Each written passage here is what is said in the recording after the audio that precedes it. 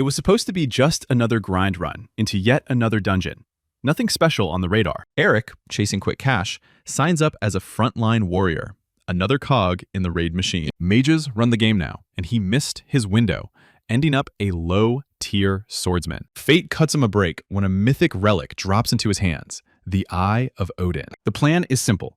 Sell the relic and never stress about money again. But first, he has to survive this dungeon. And that part suddenly feels shaky. This whole mess actually started a day earlier, when Eric met a broker from the Raider Agency. Raiders are hunters of shadow creatures, treasure seekers, and shields for civilians. The job is always deadly. Yet, Eric admired them since he was a kid. Once he became one himself, he felt how slippery that path really was. For the first time in ages, he got a call with a job offer. Only now did he realize he was basically hired as cannon fodder. Jay, the agency recruiter, asks him to understand that mages are the meta now, not melee fighters. Everyone knows swordsmen clear slower and eat way more damage. Eric has no real comeback.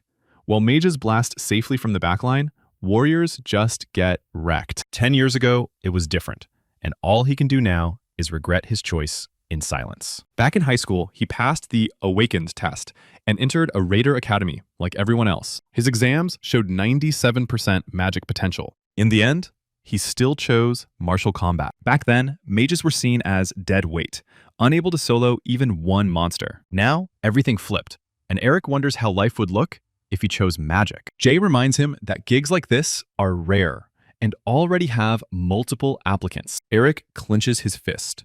As a low-level warrior, he has no real option to say no. After a few minutes of thought, he tells the broker he will take the job. Jay's face lights up, praising Eric for making the right call. They part ways, and Jay promises to meet him on site tomorrow morning. Eric says there is no need, but Jay answers vaguely that he has business there anyway. The next day, at 8 sharp, the squad gathers near the portal into the dungeon. Eric checks his phone, annoyed, since an hour has passed and Jay is still missing. His thoughts are suddenly cut off by an energetic voice. It turns out to be Alex, an old acquaintance of Eric. Alex is short on work, too, so he jumped at the chance to earn. He has zero issue with the situation and thinks a sword beats magic any day. Eric stays quiet. There was mood drops. He would trade skills in a heartbeat for steady pay. Alex winks and suggests grabbing a drink after the raid. Moments later, a man at the entrance announces the mission is about to start and calls everyone in. That only worsens the mood of the melee fighters, but none of them truly have a choice. Soon, they are inside the dungeon, the warrior line pushing forward and shielding the mages. It does not take long before a zombie horde marches toward them. Holding the dead back with a shield while mages cast, Eric wonders how low he has fallen. The mages move fast, and soon fireballs and ruinous curses rain on the undead. Eric watches the burning remains, waiting for the signal to move on. He immediately recognizes the Meteor Mage Guild, a rising star on the battlefield. Eric exhales, knowing he can at least count on surviving this run. At the corridor's end, the squad calls for a break before the boss room. Alex stows his flask and regrets wasting time instead of studying, which led him here. He suggests checking inventories, since zombies sometimes drop solid loot. Eric says he doubts anything dropped for him, but decides to check anyway. Suddenly, the inventory window glitches out and interaction fails completely. A sharp, piercing headache slams into Eric's mind out of nowhere. When he looks up again, a system window floats before him, flashing a critical Aesir malfunction alert. This never happened to him before.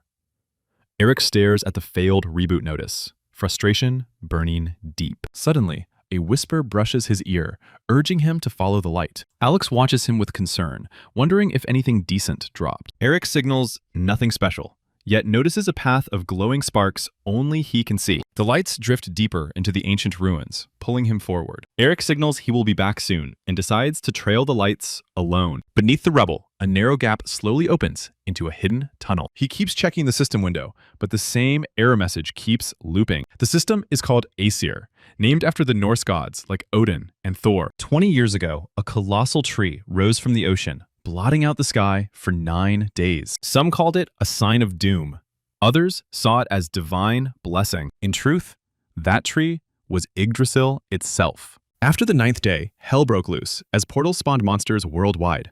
Half of humanity vanished, and half of the survivors died to hunger and disease. When the future looked sealed, a thin beam of hope appeared. The first awakened emerged, wielding the will and power of gods. Eric wonders if, after all this time, the creators decided to change the rules. The tunnel suddenly ends, and massive doors block his path. A grin spreads across his face. Something valuable is clearly hidden beyond. Countless people enter dungeons chasing the dream of treasure. Some artifacts can mess with a raider's mind. The real danger is losing awareness. Once a seeker's reason fades, tragedy waits instead of riches. Such hidden vaults rarely appear, usually only in high-rank dungeons. Thinking about the reward, Eric pushes the doors open. Torches ignite atop towering pillars, illuminating a tall pedestal at the room's center. Wasting no time, Eric reaches for the item floating above it. The system confirms a new item acquired and offers its description. It is Odin's Eye, traded for wisdom, granting rune comprehension and magic use. Everything Eric saw at auctions capped at very rare, yet he now holds a mythic relic. He imagined selling it for insane money and never touching trash jobs again. Since the item binds to the first user, he stores it without testing it. Meanwhile, Alex reassures the squad leader that Eric stepped away briefly. Right on cue, Eric returns to the passage. The break time is over, and the squad moves on. Eric apologizes for drifting off and promises it will not happen again. Unexpectedly, he also promises to cover the drinks later. Eric steps away without telling Alex a single word about the relic. Dungeons are lawless zones where what happens stays buried. If Eric revealed the treasure, it would be a death sentence. So he stays silent. The squad leader begins a briefing before the boss room. The speech is cut short as the ceiling collapses. Eric barely jumps clear, avoiding being crushed. After hitting the ground, he sees strange smoke crawling along the floor and rising. Nearby, people already caught in it cough violently. Knowing he must escape fast, Eric covers his mouth and forces himself up. Alex rushes over, seeing the poison too, and signals for a full retreat. As Eric prepares to warn the others, a blood-soaked blade bursts from Alex's chest. Eric can only watch in shock as Alex collapses to the ground. He instantly breaks into a full sprint, bolting back toward the exit. By now, the hero realizes it was a planned ambush by humans, not monsters. This is dungeon killer work, so Eric's only move is to run for his life. Suddenly, calm and steady footsteps echo behind him. Fire lights the tunnel, wrapping around a grappling hook as Eric barely dodges it. Grabbing his scratched shoulder, he turns to face the approaching silhouette. It is Jay. The man smiles wide, recalling how he promised they would meet today. Eric instantly knows Jay caused the collapse and the poison gas. Jay shrugs it off, saying it was a client request, and the guild has many enemies. Eric clenches his teeth, weighing if you could take him down alone. He remembers Jay is a first-class mage, ranked in the top 2% nationwide. That means Eric, a low-rank swordsman, never had a real chance. He chooses silence, knowing the killers were hired only for guild members. With Aesir malfunctioning, he cannot even avenge the dead. Eric offers to forget everything here in exchange for his life. Jay scoffs irritably and activates his magic. Eric barely dodges the direct hit, earning only a cut on his cheek. Jay laughs at the naivety, explaining the hunt targeted more than Meteor Guild. Eric knows talks are done. All he can do now is dodge and survive. As he runs, he wonders why a low-rank raider became a target. Suddenly, memories of a familiar face and words filled with hate surface. Eric decides to ask directly if his father was the one who ordered it. The guess clearly stuns Jay. A moment later, he bursts out laughing, praising Eric's sharp instincts. Eric realizes this kind of job was not a first-time thing. He presses further, asking if the same man ordered a hit 5 years ago. Jay admits he did not expect Eric to connect the dots, confirming. He adds that a man hiring hits on his own wife and child confused him. Eric freezes in shock, barely noticing attacks flying past him. Jay summons several hooks from portals and prepares to end it. Suddenly, Eric whispers something under his breath. For a moment, Odin's eye flashes within the system window.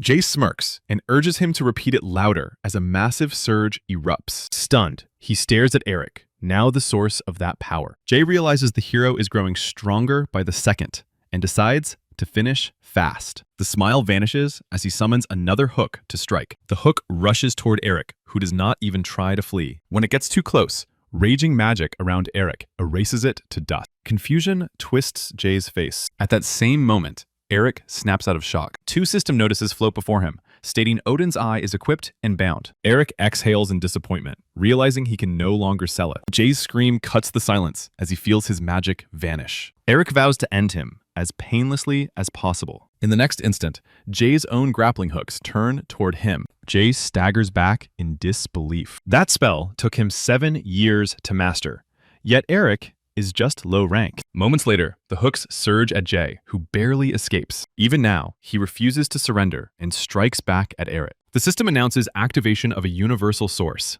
derivation. Suddenly, the grappling hook twists midair and rockets straight toward Jay. He reacts just in time, throwing up a defensive barrier. Using Odin's eye, Eric activates the universal source again. This time, he does not copy the technique, but forces Jay's barrier to melt away. A massive explosion follows, shaking the tunnel walls. Eric steps up to the wounded Jay, who spits blood and begs for mercy. Eric chooses to ignore that plea. Drained both physically and mentally, the hero collapses to the ground. No energy or magic remains, and he starts accepting that this is where he dies. On the edge of death, his only regret is losing the chance to use Odin's eye again. Suddenly, a window announces a new operating system and offers to launch it. Unsure if it helps, but left with no choice, Eric activates the new system. The next notice confirms activation of a system called Nornir.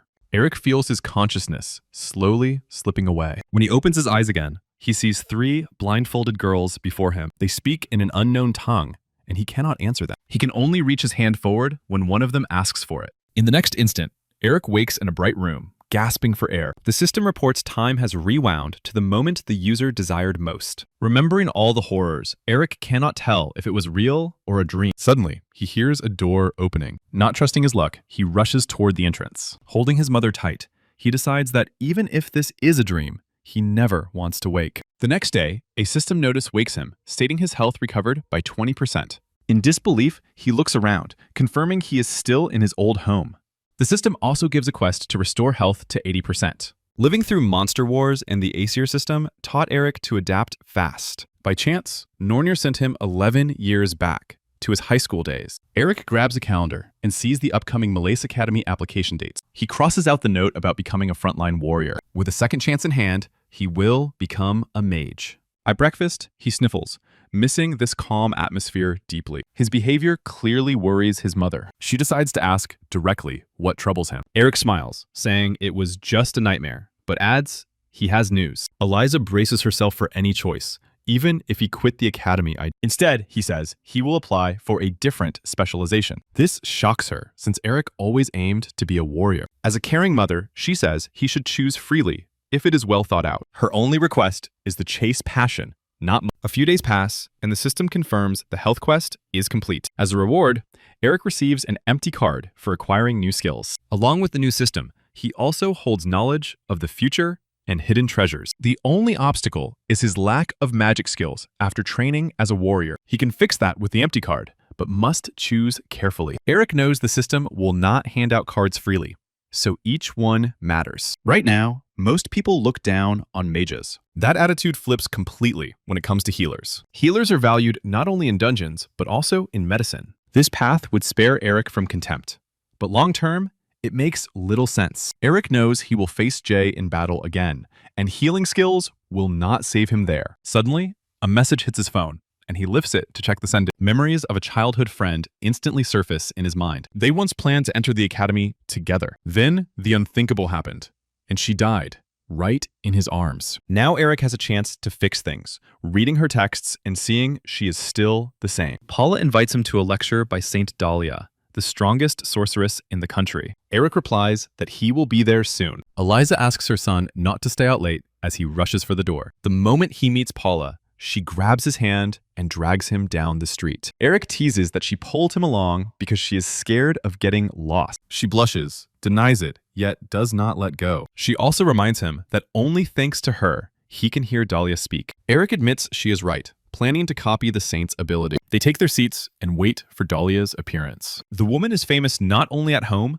but worldwide as one of the strongest. She once protected civilians back when raiders were just becoming a thing. A tap on the microphone snaps Eric out of his thoughts. Dalia steps onto the stage and begins her speech. While the crowd cheers, Eric stays silent. He knows that in 2 months, she will fall into critical condition during a raid. The cause will not be an enemy strike, but her own magic draining her dry. Dalia calls on all awakened to join the raider ranks. Eric understands the point, knowing few want that path, even himself once planning to quit. The lecture soon ends, leaving Paula deeply moved. Eric tells her he has errands in the city and already called her mom. Before leaving, he asks her to teach him magic, saying he changed paths, leaving Paula stunned. Eric then looks for Dalia's car, parked nearby. His search soon pays off. He approaches Dalia's bodyguard, saying he needs to see her. The man exhales in annoyance, stating even top fans cannot meet Dalia so easily.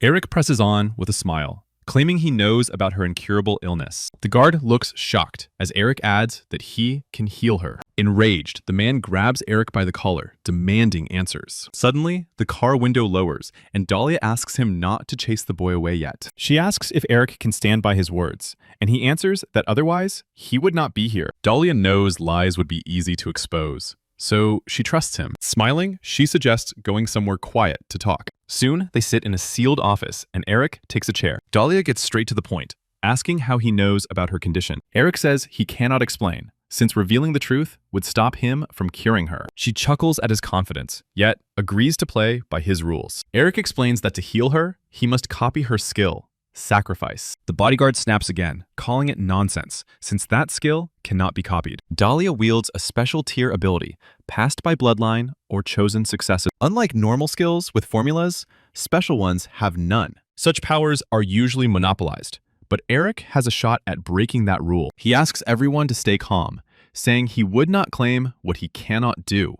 Dalia sums it up, noting he plans to heal her using her own sacrifice. She decides to give him a chance and activates the skill for him to copy. The hero pulls the empty card from his inventory and activates it, copying Dalia's ability. Eric thanks her for the demonstration and suggests testing how well the copy worked. A bright sphere of light blooms in his palm, the sacrifice skill made manifest. Both Dalia and her guard stare in disbelief, choosing silence over words. After the proof, Eric proposes moving on to negotiations. Dalia asks what he wants from the guild in return. Eric requests the guild's sponsorship. Everyone knows growth demands cash and connections, and that is his price. Dalia agrees with his logic and decides he is worth the investment. Then she adds that she has a condition of her own. She reminds him her illness is personal, yet he asks help from the guild. Eric admits the trade is uneven and asks for her counteroffer. Dalia smiles and offers him a place in her guild. She admits she has several reasons for inviting him. First is his knowledge of her illness, which cannot be allowed to spread. Second is his perfect copy of her ability, making him extremely valuable. Third is his calm while speaking to the head of the strongest guild. Eric reflects that real growth will eventually require joining a guild. Before the time reset, even the weakest guilds rejected him. Dalia tells him to think it over, promising a contract delivered to his home. Eric stands up, stating that healing her comes first. He steps behind Dalia and begins the treatment. She immediately feels strength surge back as the symptoms leave her body. The bodyguard bows deeply, asking forgiveness for his earlier behavior. Eric admits he would not have believed a kid either. Soon the healing ends, and Eric asks how she feels. Dalia walks toward the window. Tears of gratitude fill her eyes as she feels lighter than she has in years. Still, she worries the cure costs Eric his own life force and asks about it. Eric reassures her that she does not need to worry. He knows skills copied by cards carry no side effects. Dalia hands Eric her business card, asking him to contact her if needed. Eric accepts it, noting he already has something in mind to ask for. The next day, he is driven to a mountainous area outside the city. Eric requested access to one of the guild's dungeons, and it was granted. The academy he plans to enter is a brutal place. To survive there, Eric needs a proper training ground. He is given potions and basic weapons required to clear the dungeon. Mark also hands him a weapon the guild lends for temporary use. The man then pulls out a return stone from his inventory. With it, Eric can return to the dungeon entrance at any moment. Mark smiles, calling it a small personal gift. With preparations done, Eric opens the gate and steps toward the portal. The man reminds him once more to use the stone if things go south. Eric moves forward confidently, but the system suddenly glitches again. Dark streams of magic coil around him, dragging him downward. The system reports Nornir altered his location, sending him to the lands of the dead. A moment later, Eric is spat out of the energy vortex. The hard landing knocks the air from his lungs. Struggling to his feet, he looks around at tombstones and creeping grave mist. The brutal landing and raw nerves make Eric vomit straight onto the ground. Before he can steady himself, he spots a cloaked figure in the distance. Suddenly, an arrow slices his cheek, drawing blood. The cloaked skeleton calmly pulls another arrow, lining up the next shot. Eric feels the paralytic poison creeping in and knows things just went bad. Luckily, he can cast Sacrifice on himself with no backlash. Dalia had it different, since healing herself would only restore the energy the spell consumed. More undead begin clawing their way out of the soil.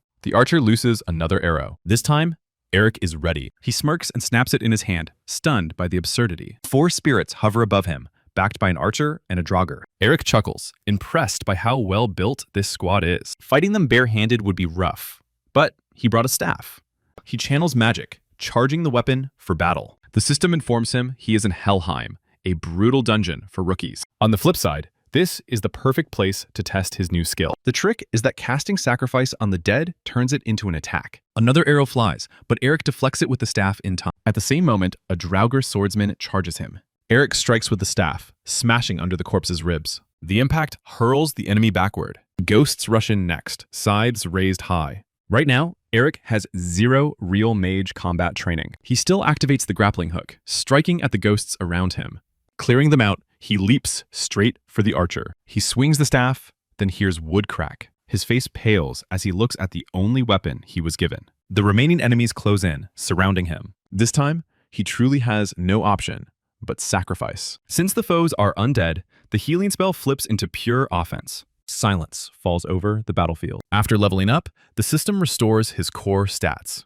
Eric realizes copying a skill does not grant mastery over it. Another question lingers. Why Nornir threw him into this dungeon? A chill crawls up his neck, raising goosebumps. He instantly senses a horrific presence closing in. Fear locks his muscles, making even breathing hard. To break free, Eric stabs the sharp end of the staff into his leg. As he tries to cry out, an inner warning stops him. His eyes drop to the ground, where a massive shadow swells. He looks up and meets the gaze of the dungeon boss, the Nightshade. The system urges immediate retreat, warning the danger level is extreme. Knowing he cannot win, Eric pulls the return stone from his inventory. In the next instant, the monster's strike knocks it from his hand. Eric crashes several meters away as the system flags critical health. The Nightshade keeps advancing without mercy. Eric lowers his head, realizing he cannot even dodge now. Suddenly, the monster freezes, its claw locked in place. A mysterious figure approaches from the side, a female voice admitting she invited him here. Hel reaches out to Eric, greeting him as an adversary of the gods. She touches his face,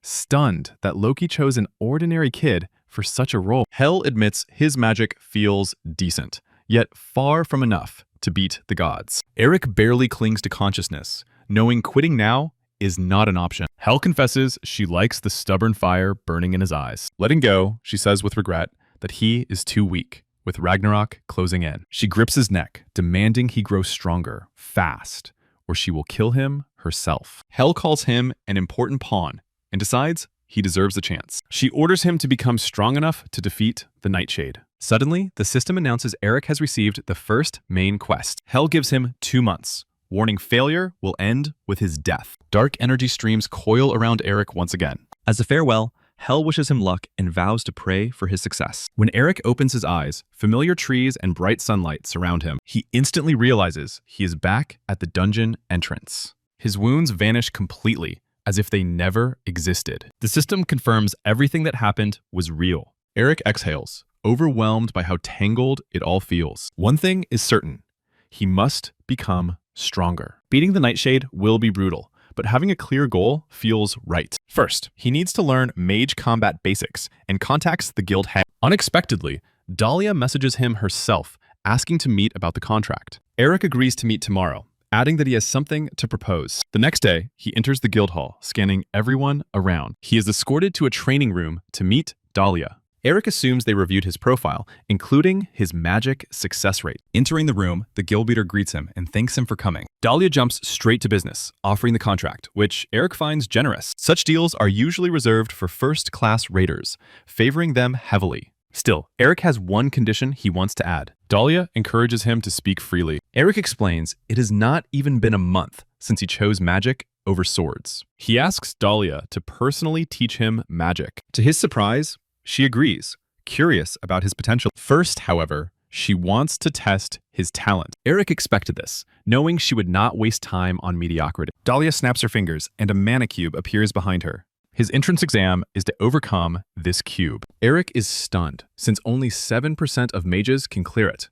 Still, refusal is not an option. Contract or not. Aliet opens in the cube, and Eric feels how real its power is. Dalia cheers him on, expecting strong results. Eric exhales and confidently steps into the cube. Inside, he enters a low-gravity space, moving like underwater. Thankfully, breathing here poses no problem. Eric starts swimming forward, knowing waiting for miracles is pointless. He understands his task is to find the exit. The only door out hides inside one of the swirling vortices. Eric chooses to trust his senses instead of wandering blindly. Suddenly, a strange sensation from the side snaps him out of focus. Inside one vortex, he spots a strange crystal radiating overwhelming mana. Outside, the bodyguard asks Dalia if she is sure the boy can handle it. She answers calmly, recalling it took her 40 minutes. A record back. Suddenly, a massive pulse erupts from the cube, cracks racing across its surface. The guard checks his phone in shock, seeing only 10 minutes have passed. He and Dalia stare at the cube, tense, wondering what is happening inside. Eric remembers the crystal is the cube's core, holding all its mana. He decides that breaking it will free him without searching for an exit. Clenching the crystal in his hand, he pours in all his strength. Moments later, the crystal shatters into fragments. The cube collapses, bursting into a cloud of dust. Dalia and her guard stand frozen, words failing them. As the dust settles, Eric steps out of the room. Normally, clearing the cube takes 2 hours, with rare cases under 1. The world record belongs to Camilla from Europe at 36 minutes. Eric shakes dust from his clothes, unaware he just shattered that record. The guard rushes up, excitedly revealing Eric did it in 10 minutes. Dalia joins them, eager to know how he pulled it off. Eric casually explains that he found the crystal and crushed it. Now it is Dalia's turn to be stunned, as normal awakened cannot even sense the core. Eric's success means his mana output vastly exceeded the cube's. Smiling, Dalia vows in her name and the guild's to forge him into a legendary mage. With that, Eric's visit ends, and he is driven home. His mom and Paula meet him there, shocked by the car that drops him off. Eliza turns pale, hoping her son did nothing illegal. In Eric's room, Paula demands to know what just happened. He hides nothing, explaining the contract with the Mage Guild. When Paula reminds him of choosing the sword, he notes that choices can change. He brings up his request for her to teach him magic. She pretends to think, then says he will owe her one wish. The next day, Dalia announces she wants to test Eric's combat sense and reflexes. Eric smiles nervously, feeling a sparring match this early is rushed. Dalia smiles back, reminding him he broke the Mana Cube record. She takes a combat stance and signals him to strike first. Eric mirrors a familiar close combat stance used by melee fighters. This posture favors speed and evasive movement. In a flash, he closes the gap and throws a punch. He never expected Dalia to stop it barehanded. Eric jumps back, widening the distance again. He hoped to land one hit, but this is a special rank raider. Dalia scolds him for clinging to swordsman habits. She explains the key difference lies in attack range. Mages strike from afar, weakening foes before the finish. Eric acts like a brawler, rushing straight into danger. Dalia notes that low defense mages avoid such moves. Deciding she was too gentle, she prepares to show true mage offense. She assures him she will heal him if he gets hurt. A shiver runs through Eric at the promise of real combat. Dalia senses he still has tricks left and urges him to go all out. Eric barely dodges as her attack tears past him. Dalia casually announces that it is now Eric's turn to attack. Eric decides to activate the chain lightning he copied from Jay. Several hooked bolts surge toward Dalia at once. A violent explosion follows, throwing clouds of dust into the air. Dalia dodges cleanly and praises Eric for using a first-class ability. It becomes her turn, and she fires another energy arrow at him. As the dust settles, she sees Eric still standing. That surprises her. Even though she held back her full power, Dalia ups the pressure, summoning multiple arrows to test his limits. In response, Eric calls forth Odin's Eye. Using the universal source, he wipes out her spell mid-flight. Dalia is impressed, as each move shocks her more than the last. Suddenly, chain lightning appears near her, locking on. Instinctively, she raises a barrier and deflects the hook. With every minute, it gets harder to believe this is an untrained kid. Eric does not slow down and attacks again. Dalia raises her shield once more, now puzzled that he casts without chance. Eric struggles to steady his shaking hands, low on mana against her power. Without warning, he finds himself flipped upside down. Dalia admits he surprised her, but calls him a child nonetheless. Eric can only blink in shock, unable to rise. The guild head approaches, noting he should not expect to defeat her. Dalia offers her hand, helping him to his feet. Eric finally feels the true gap between himself and a special rank raider. Dalia admits an interesting idea came to her during the fight, specifically a combat style that might suit Eric alone. From now on, she asks him to call her teacher and names him her first apprentice. Back home, Eric replays the meeting in his head until Paula snaps him out of it. She tells him to focus while she explains the basics. She sketches 3 main magic paths to study: combat, enhancement, and healing.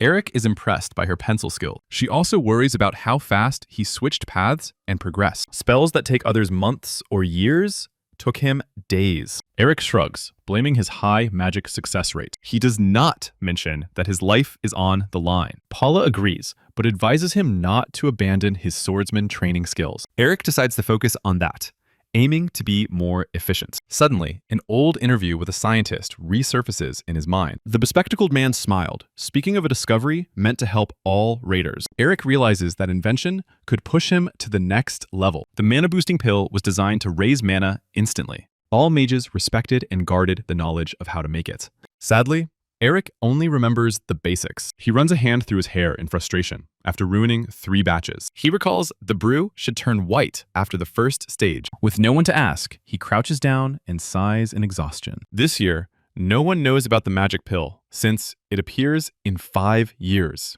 That makes Eric the only one with ingredients and a rough recipe. In the future, an alchemist will share the formula with the world. That thought sparks an idea with better odds of success. Instead of wrecking more ingredients, Eric decides to track down the recipe's author, Wilbert Hawkins. While getting dressed, he figures the guy should be a first year at Miles Academy. That is exactly where Eric heads next. When Yggdrasil appeared and monsters flooded the streets, a few people became the first raiders. One of them was the Lightning Blade, Richard Hawkins. The boy Eric wants to meet is that man's son. To reach the academy, Eric uses a portal. Soon he stands amid city ruins, the site of the first monster outbreak, right before the academy. With a temporary pass, Eric walks the halls, drawing surprised looks from students. From what he knows, Wilbert hates fighting, so the training yard makes no sense. Everyone knows he entered the martial division thanks to his father, despite lacking talent. Eric figures Wilbert is more likely hiding in a classroom. Suddenly, a sharp buzz of noise reaches him. Around the corner, he spots a cluster of students drawn to something. He checks it out, hearing one student mock a stutterer while another hesitates. Eric suspects who they mean and pushes through the crowd. When he opens the restroom door, a guy crashes straight into him. Eric hops back as the kid apologizes quickly. Another student sneers, asking why Eric even showed up. Wilbert lifts a frightened gaze toward Eric, unsure what comes next. Eric asks if he is okay, confusing Wilbert since they never met. Suddenly, the blonde harasser grabs Eric's shoulder, telling him to leave. The cheap intimidation only makes Eric raise a brow and scoff. Without letting the blonde finish, Eric knocks his hand away. Eric turns to Wilbert and calmly suggests heading to the nurse's office. The kid is stunned, not understanding what Eric means. The offended blonde grabs Eric by the collar, demanding an apology. He is furious, even more so at Eric's blank stare. Eric simply wonders why everyone keeps grabbing his chest to threaten him. He recalls Paula's lessons on spell construction basics. Eric follows her advice and activates an energy arrow on the bully's arm. The guy instantly folds in pain, screaming at full volume. Wilbert notices Eric cast without a spoken incantation. The blonde swears it is not over and draws his sword. In the next second, he lunges at Eric. The blade rebounds without landing a hit. Eric raised a barrier in time, one he learned from Dalia. Eric grabs the blonde's face, signaling this ends now. He fires an energy arrow, knocking out a tooth and dropping him. The blonde crashes onto the restroom floor. Wilbert tries to recall who this stranger is and why he helped him. Eric decides he cannot leave someone unconscious behind. He pulls out a healing potion, admitting he hates using it like this. Still, he pours it over the blonde's face. All wounds vanish instantly, leaving him unharmed on the floor. With the bully handled, Eric urges Wilbert to finally head to the nurse. Soon, they reach an empty stairwell where Eric senses no one else. Wilbert mentions the nurse is not in this wing, then stops himself. He assumes Eric was sent by his father and asks if that is true. Eric pretends not to understand, choosing not to worry Wilbert. Unfortunately, his lie fails to impress Wilbert at all. Wilbert then asks straight up why Eric dragged him. Eric explains he wants a favor from him. The moment the potion comes up, Wilbert gets nervous and claims ignorance. Eric pulls out an empty vial and asks if Wilbert is its creator. Wilbert falls silent, lost in thought, never expecting someone to trace a seller that way. He knows the system Aesir guarantees black market deals and user safety. Without Odin's eye, Eric would never have such leverage. Wilbert realizes silence will not save him and tries bluffing ignorant. Eric says he understands the fear and did not come without reason. Suddenly, Wilbert bows and quietly asks him to keep this secret. Eric calmly replies, he came to talk, not to threaten. He hands back the vial, saying the creator's skill caught his interest. Wilbert finally asks who Eric really is. Eric smiles, saying he is a future academy student, and gives his name. Wilbert suggests going to his room to talk freely. Sitting across from each other, an awkward silence settles in. Wilbert speaks first, asking more details about the potion Eric wants. Hearing about a pill that permanently boosts mana, Wilbert jumps up. Dropping doubts, he starts listing possible ingredients. His stutter fades, and he looks like an older, sharper version of himself. Eric knows he chose the right person. Suddenly, Wilbert slumps, suggesting Eric find a better alchemist. Eric insists Wilbert is the best, and promises full ingredient support. With the list, others might succeed, but none have Wilbert's raw talent. Overwhelmed by praise, Wilbert finally agrees. He warns there are no guarantees. Eric accepts any outcome, knowing investments can fail. Tears well in Wilbert's eyes, touched by genuine trust. He gets to work, leaving Eric only 11 days for Hell's Quest. Eric spends every day training hard with Dalia. He can now break her defensive barriers with his attacks. They pause briefly, gauging each other's condition. The bodyguard steps in, asking them to stop for the day. He eyes the reinforced floor, already close to powder. He knows the room might collapse if they keep going. Dalia asks if Eric truly plans to clear the dungeon again. Eric confirms, wanting to test his growth. Dalia believes a rank 5 dungeon will be too easy for him now. Eric visits Wilbert, who greets him with dark circles and exhaustion. Wilbert presents the finished pill. Eric cannot wait and takes it immediately. His magic stats jump by 15 points instantly. Eric smiles wide, knowing he trusted the right person. Wilbert smiles shyly, saying that trust mattered. They part ways, and Eric heads for the dungeon, fully prepared. A few hours later, he stands before the dungeon gates. To boost his magic, Eric equips a full Valkyrie jewelry set. Paul stays outside on watch, making sure no one interferes. As expected, the moment he enters the dungeon, Helheim drags him in again, just like last time. He is thrown onto the same graveyard as before. Eric only hopes that if he defeats the Nightshade, he will meet Hell again. Once more, an arrow flies out of the forest. This time, Eric is ready, protected by a barrier. Undead rise from the soil as ghosts swarm in for the kill. During training, Dalia told him about the concept of a spell sword, a role no one mastered yet. She believed Eric had a real shot, given his balance of magic and combat skills. The system cannot refresh fast enough, as Eric wipes out enemies one by one. Activating energy arrows, he charges forward with them. His magic strikes shred the ghosts in midair. At the same time, his physical skills let him dominate the Draugr on the ground. Still, the enemies keep coming without pause. Outside, unaware of the chaos within, Paul calmly checks his phone. Suddenly, a sense of unwanted presence distracts him. He instantly materializes his sword, ready to drive intruders away. His instincts prove right as a car appears on the horizon. A woman steps out, clearly familiar with Paul, complaining how hard he was to find. Paul asks Kristen why she showed up here. She explains she is on a guild mission and took the chance to check on him. Paul senses a trap. They have not spoken since graduation, but he plays along. Kristen approaches the dungeon and asks what he is guarding. Paul shuts it down. She then asks about the condition of the guild head, Dalia. Hard lines form on Paul's face as he dismisses rumors. Kristen looks away, saying her guild has enough ears and money to know it is not gossip. Paul understands she is hinting at spies within the guild. He sighs, thanks her for the warning, and notes she just added to his troubles. Kristen says she should leave, then asks if Paul recognizes the guy in a photo. She knows he is often seen with Dalia, and wonders what connects them. Paul replies that outsiders are not meant to know. Kristen snorts and heads back to her car, expecting no answers anyway. As the car drives off, Paul decides this must be reported to the guild head immediately. Meanwhile, Helheim turns into a slaughterhouse as Eric sits atop a pile of corpses, waiting. The wait is short. The monster emerges at the graveyard's edge, crawling toward him. Eric instantly summons energy arrows, determined to change the outcome this time. The monster charges, but Eric dodges cleanly. Energy arrows slam straight into the Nightshade. The monster recovers quickly and counters. Eric activates Odin's eye, With it, he predicts the Nightshade's next moves and evades them. Finding the perfect opening, Eric triggers Chain Lightning. Multiple chains snap into place from all sides, trapping the monster. He used the chains not for damage, but to lock it down. The chains tighten, binding the Nightshade's limbs and body. Even that is not enough. Eric follows up with another volley of energy arrows. A precise strike slams straight into the creature's eyes. After that hit, only a few of its eyes still function. The Nightshade tears apart the chains as the system announces Berserk mode.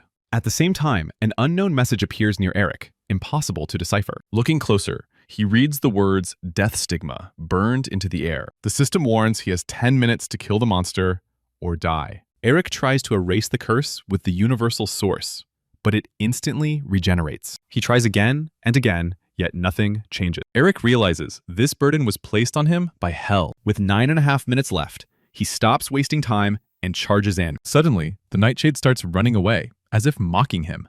Eric fires an energy arrow, but the monster dodges with ease. He decides on a large-scale spell, one it cannot evade. Suddenly, the Nightshade lets out a piercing scream. Fear claws at Eric's neck as the system reports a fear debuff. The monster attacks while he is frozen, landing a brutal hit. The effect fades quickly, saving him from being thrown too far. Only 7 minutes remain on the countdown. Eric thinks fast. If the monster senses healing magic, it will strike again. That would only waste all his mana. Then, a new idea sparks as he notices the Nightshade's damaged eyes. Eric decides to blind it completely and summons the power of wind. Violent air currents throw the monster back, forcing it to regain balance. Eric raises his hand and calls forth a blinding flash. White light floods the entire battlefield. While the monster is blinded, Eric binds it again with Chain Lightning. Turning, he notices the spell had no effect on the Draugr. Eric stays calm. Now he can freely cast healing magic. He unleashes the spell again and again, turning it into an attack on the undead. With seconds left, the Nightshade finally collapses. The death stigma evaporates from Eric's body. The space around him begins to crumble. His vision opens onto a massive temple of hell, buried in ice and snow. Suddenly, 2 crimson eyes stare at him from the dark entrance. A giant beast with a skull for a face lunges toward him. Eric burns his last mana to summon Chain Lightning. The beast halts as Hell's calm voice orders it to escort the guest. Garm obeys instantly and steps aside. Eric follows the hound into the temple. Reaching the main hall, Garm flops down as Eric announces his success. Hell materializes, admitting she did not expect him to survive. Still, she congratulates him and accepts him as an enemy of the gods. Eric asks why she gave him Nornir and forced these trials. Hell smiles, saying it was all to forge the god's adversary. That does not explain why she chose him, and he presses further. Hell replies that he was born with this fate. She reveals that she,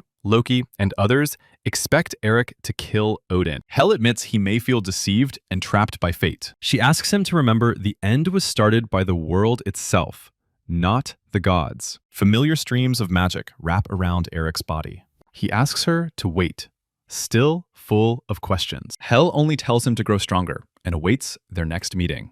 The magic fully engulfs Eric. The next day, Eric is met at a mall by Serana from the guild. It turns out the guild head wanted to give Eric a gift, since his academy entry is right around the corner. Together with Serana, they head out shopping for essentials. Eric still cannot shake what happened in the dungeon from his mind. Now he holds 3 insane tier abilities: Hell's Blessing, God's Ward, and a God's Eye. Before this, he never even heard of such a tier, and suspects Nornir unlocked it. Lost in thought, Eric barely notices them entering a weapon shop. One glance at the price tag makes him almost choke from the cost. He nervously watches Serana pay for a blade that looks completely ordinary. She explains Academy-issued weapons are trash, so owning a personal one is safer. Eric peeks at her phone, where a long shopping list is open. The sheer number of items makes his head spin. Soon, his arms ache under shopping bags, far beyond a couple of elixirs. Serana casually suggests checking out armor next. Eric asks her to stop, saying he already has armor, while storing purchases in inventory. His current armor even grants a stealth skill. Hearing that, Serana asks if he is interested in stealth-based artifacts. She admits such items are extremely rare and highly desired. Eric waves it off, claiming he was just mumbling without real intent. Still, he asks if she knows anyone who studies stealth seriously. Serana says there are few, and the only one she knows is her brother, Paul. The image of Dalia's bodyguard flashes in Eric's mind, shocking him. Serana suggests skipping armor and checking other weapon types instead. Suddenly, everything freezes as Eric receives a resonance notification. Particles of light appear around him, the same ones he saw long ago in the dungeon. Eric rushes after them, ignoring Serana trying to stop him. Inside one shop, he finds a strange item. The system reports his God's Eye evolved, unlocking detection. Studying the stone, he sees the outline of a mysterious object within. The system identifies it as Mistletoe, the mistletoe branch that ended Baldur. At the same mall, Gilbert Wood arrives with his father. Gilbert worries about hospital bills, but his father shuts him down. The man says he will handle everything, telling his son to focus on training. Walking through the crowd, Gilbert wonders why he chose this path. When his powers first awakened, becoming a raider felt like a blessing. His talent could save his family from crushing poverty. That joy died fast under his father's pressure to weaponize it. Eric finishes buying the stone, using his own money. Serana finally finds him, running up out of breath. Eric hides the stone in his inventory, saying everything is fine now. He adds that there is no longer any need to shop for weapons. Suddenly, alarms blare through the mall about a nearby dungeon breach. Eric instantly takes off, rushing to help. Panic erupts as staff guide civilians to safety. Amid the chaos, Gilbert freezes in place. Before raiders arrive, many civilians could die. Gilbert bolts toward the dungeon site, ignoring his father. He decides this is his chance to prove he is strong enough to be a raider. Eric leaps outside, smashing through glass. On the street below, he sees an entire goblin army. In the next second, Eric activates energy arrows and goes on the offensive. With steady, calculated strikes, Eric starts wiping out monsters in packs. Turning a corner, Gilbert comes face to face with a goblin army. That is the moment fear locks him in place. He only feels his hands shaking, unable to move an inch. Sensing prey, the monsters rush straight at him. Out of nowhere, another guy lands in front of him with brutal force, knocking Gilbert back. The newcomer instantly recognizes him as the prodigy, Gilbert Wood. Eric quickly signals that he will need Gilbert's help. Before Gilbert can even react to a goblin closing in, a precise attack deletes it. Eric urges him to get up and draw his weapon to save civilians. Gilbert assumes he is facing a real raider and, feeling supported, stands tall. Confidence surges as he accepts the mission to protect people. Eric knows Gilbert can use intimidation and signals him to pull the monsters in. Gilbert steps forward, weapon ready, determined to give it everything. Moments later, he unleashes a terrifying roar that draws enemies and weakens them. The skill is far above basic intimidation, confirming Gilbert's rare talent. Sadly, in the future, Gilbert only became a second-rank raider. No one understood the fall, earning him the name Unlucky Genius. Eric is sure mindset can be fixed, and such talent is worth keeping close. While Gilbert holds the line, Eric hits the monsters from behind with chain lightning. Working together, they wipe out the entire goblin force. Fast. A raider from the cleanup squad suddenly joins them. He introduces himself as Parker from the raider agency. Shocked they did this alone, Gilbert glances at Eric, then decides to tell the truth. Parker recognizes Eric's face, but realizes they are just high schoolers. Scratching his head, he admits he has no idea what to write in the report. Eric suggests writing that the agency handled everything, since no one would believe the truth. Parker says he cannot hide it fully, but will keep it low profile. When rewards come up, Eric asks that all money go to Gilbert. Eric wants zero attention, especially from his father. He plans to shock him later with the strength hidden from his sight. Gilbert hesitates, unsure if taking all the reward is right. Still, the money could save his hospitalized mother. Eric sees his hesitation is not about pride. To push him, Eric reminds him his actions truly earned that reward. Gilbert agrees, promising to repay the debt someday. As Eric turns to leave, Gilbert asks for a name or number. Eric smiles, saying they will meet again during academy enrollment as classmates.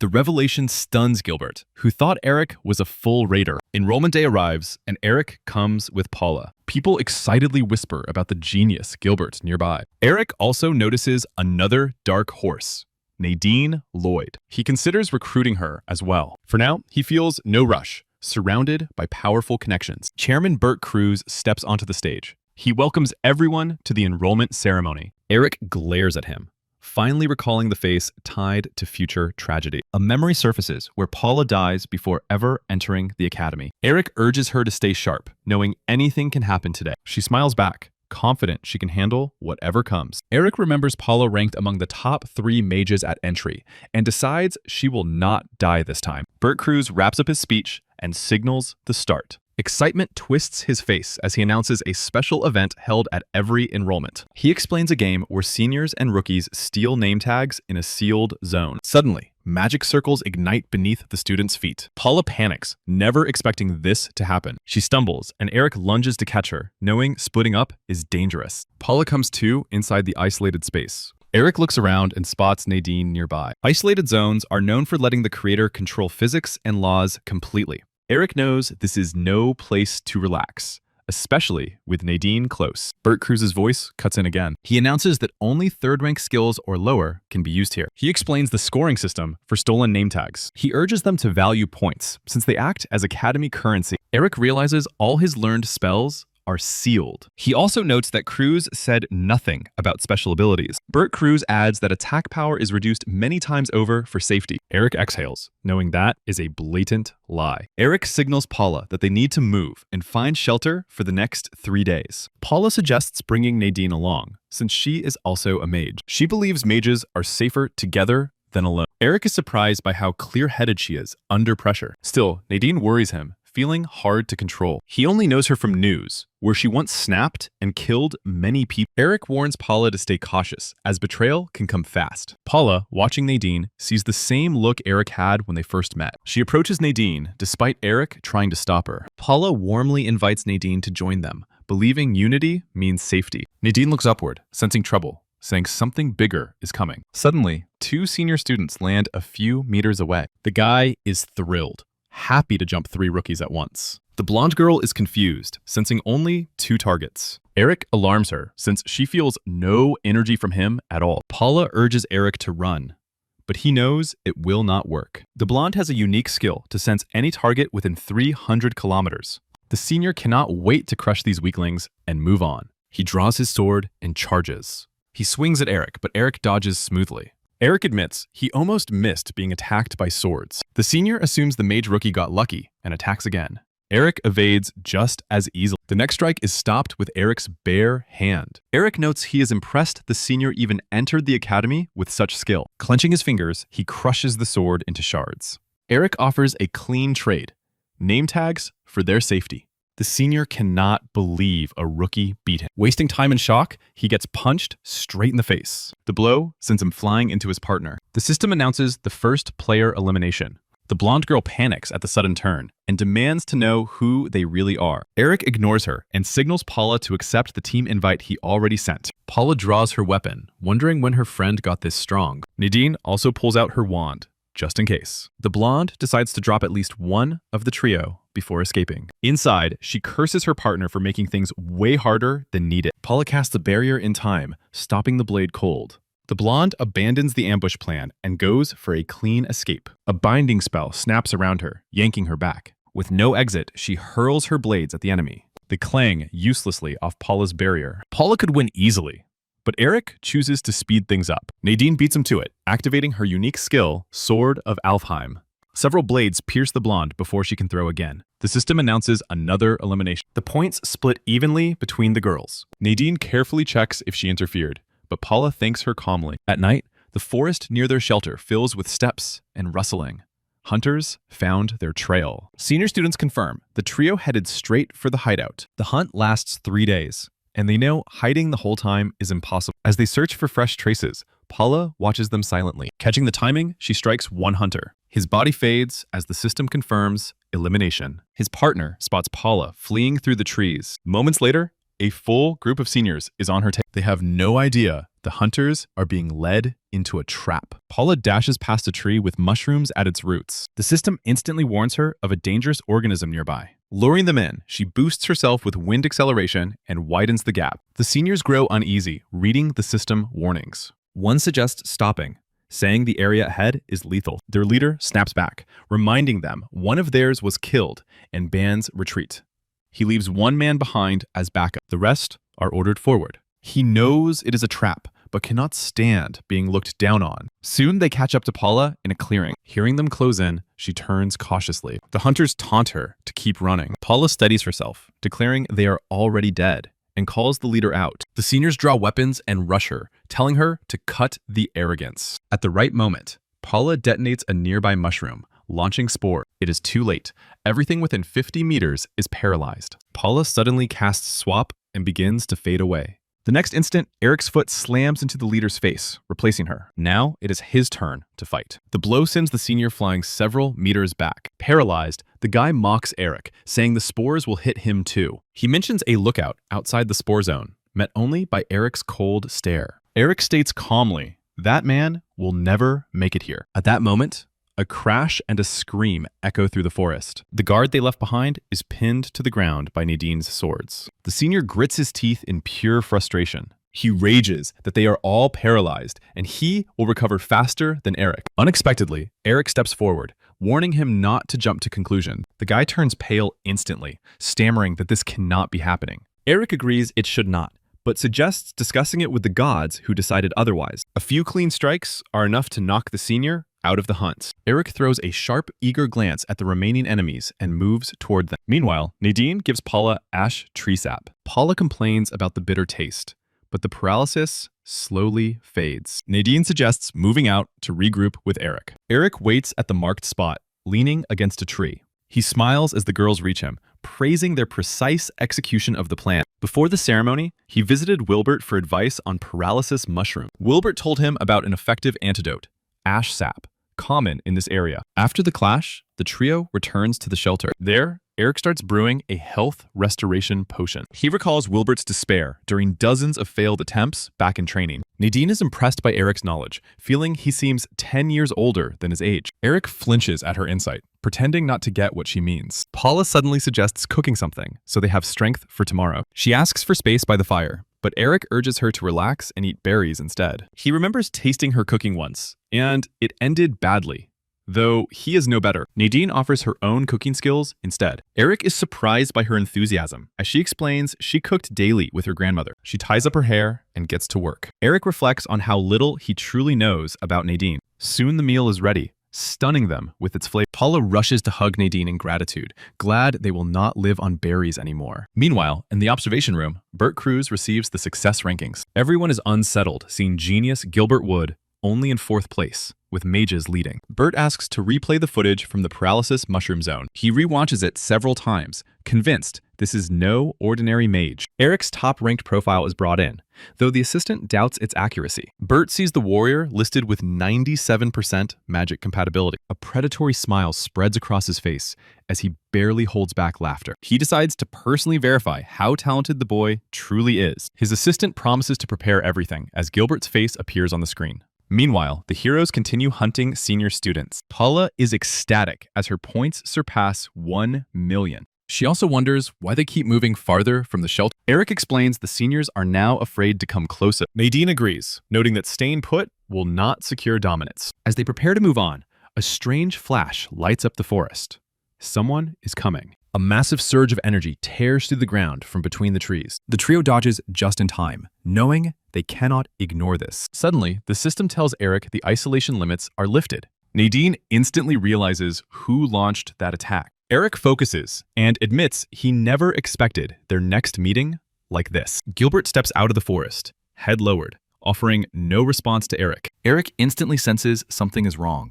Gilbert approaches, breathing hard, clearly unstable. Just moments ago, he was hunting senior students without pause. He survived 2 full days, yet only reached 4th place in points. Still, he cannot deny how insane Eric's performance is. Even nerfed and playing as a mage, Eric claimed 1st place with ease. After a short rest, Gilbert decided to grind points again while time remained. Suddenly, a screen appeared before him, and Chairman Cruz addressed him. Cruz made a small request, his eyes shimmering with strange magic. Pain exploded in Gilbert's head, dropping him to his knees. The system warned of external interference affecting his mind. Yielding to it, Gilbert fired a raw shockwave forward. Nadine warns that he is clearly not himself, controlled by an outside force. Eric knows she is right and recalls this exact state from his past life. Back then, it was during the Academy Festival, meant to bring joy. Instead, tragedy struck, caused by Gilbert's skill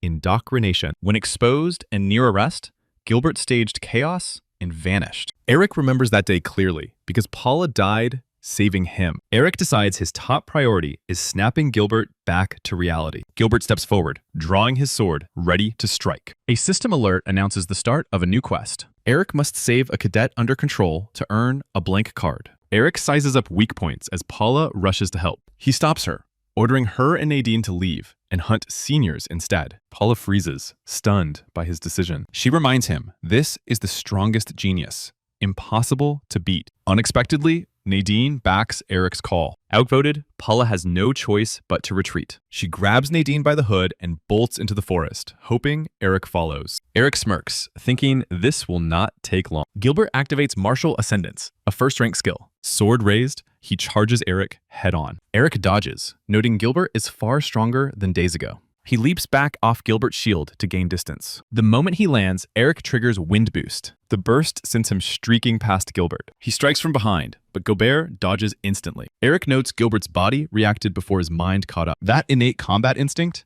is a serious threat. Eric could use Universal Derivation right now, but showing that on camera would be reckless and dumb. He can almost picture Bert Cruz's smug grin already. Eric decides not to disappoint the audience and prepares a real show. He activates Chain Lightning and attacks Gilbert head-on. Chairman Cruz watches with pure delight as titans clash. Soon, Gilbert drops to one knee, completely drained. Eric admits this went far enough, but Gilbert will recover soon. Instead, Eric turns his attention to the surrounding cameras. He triggers Blinding Flash, wiping every screen in the control room.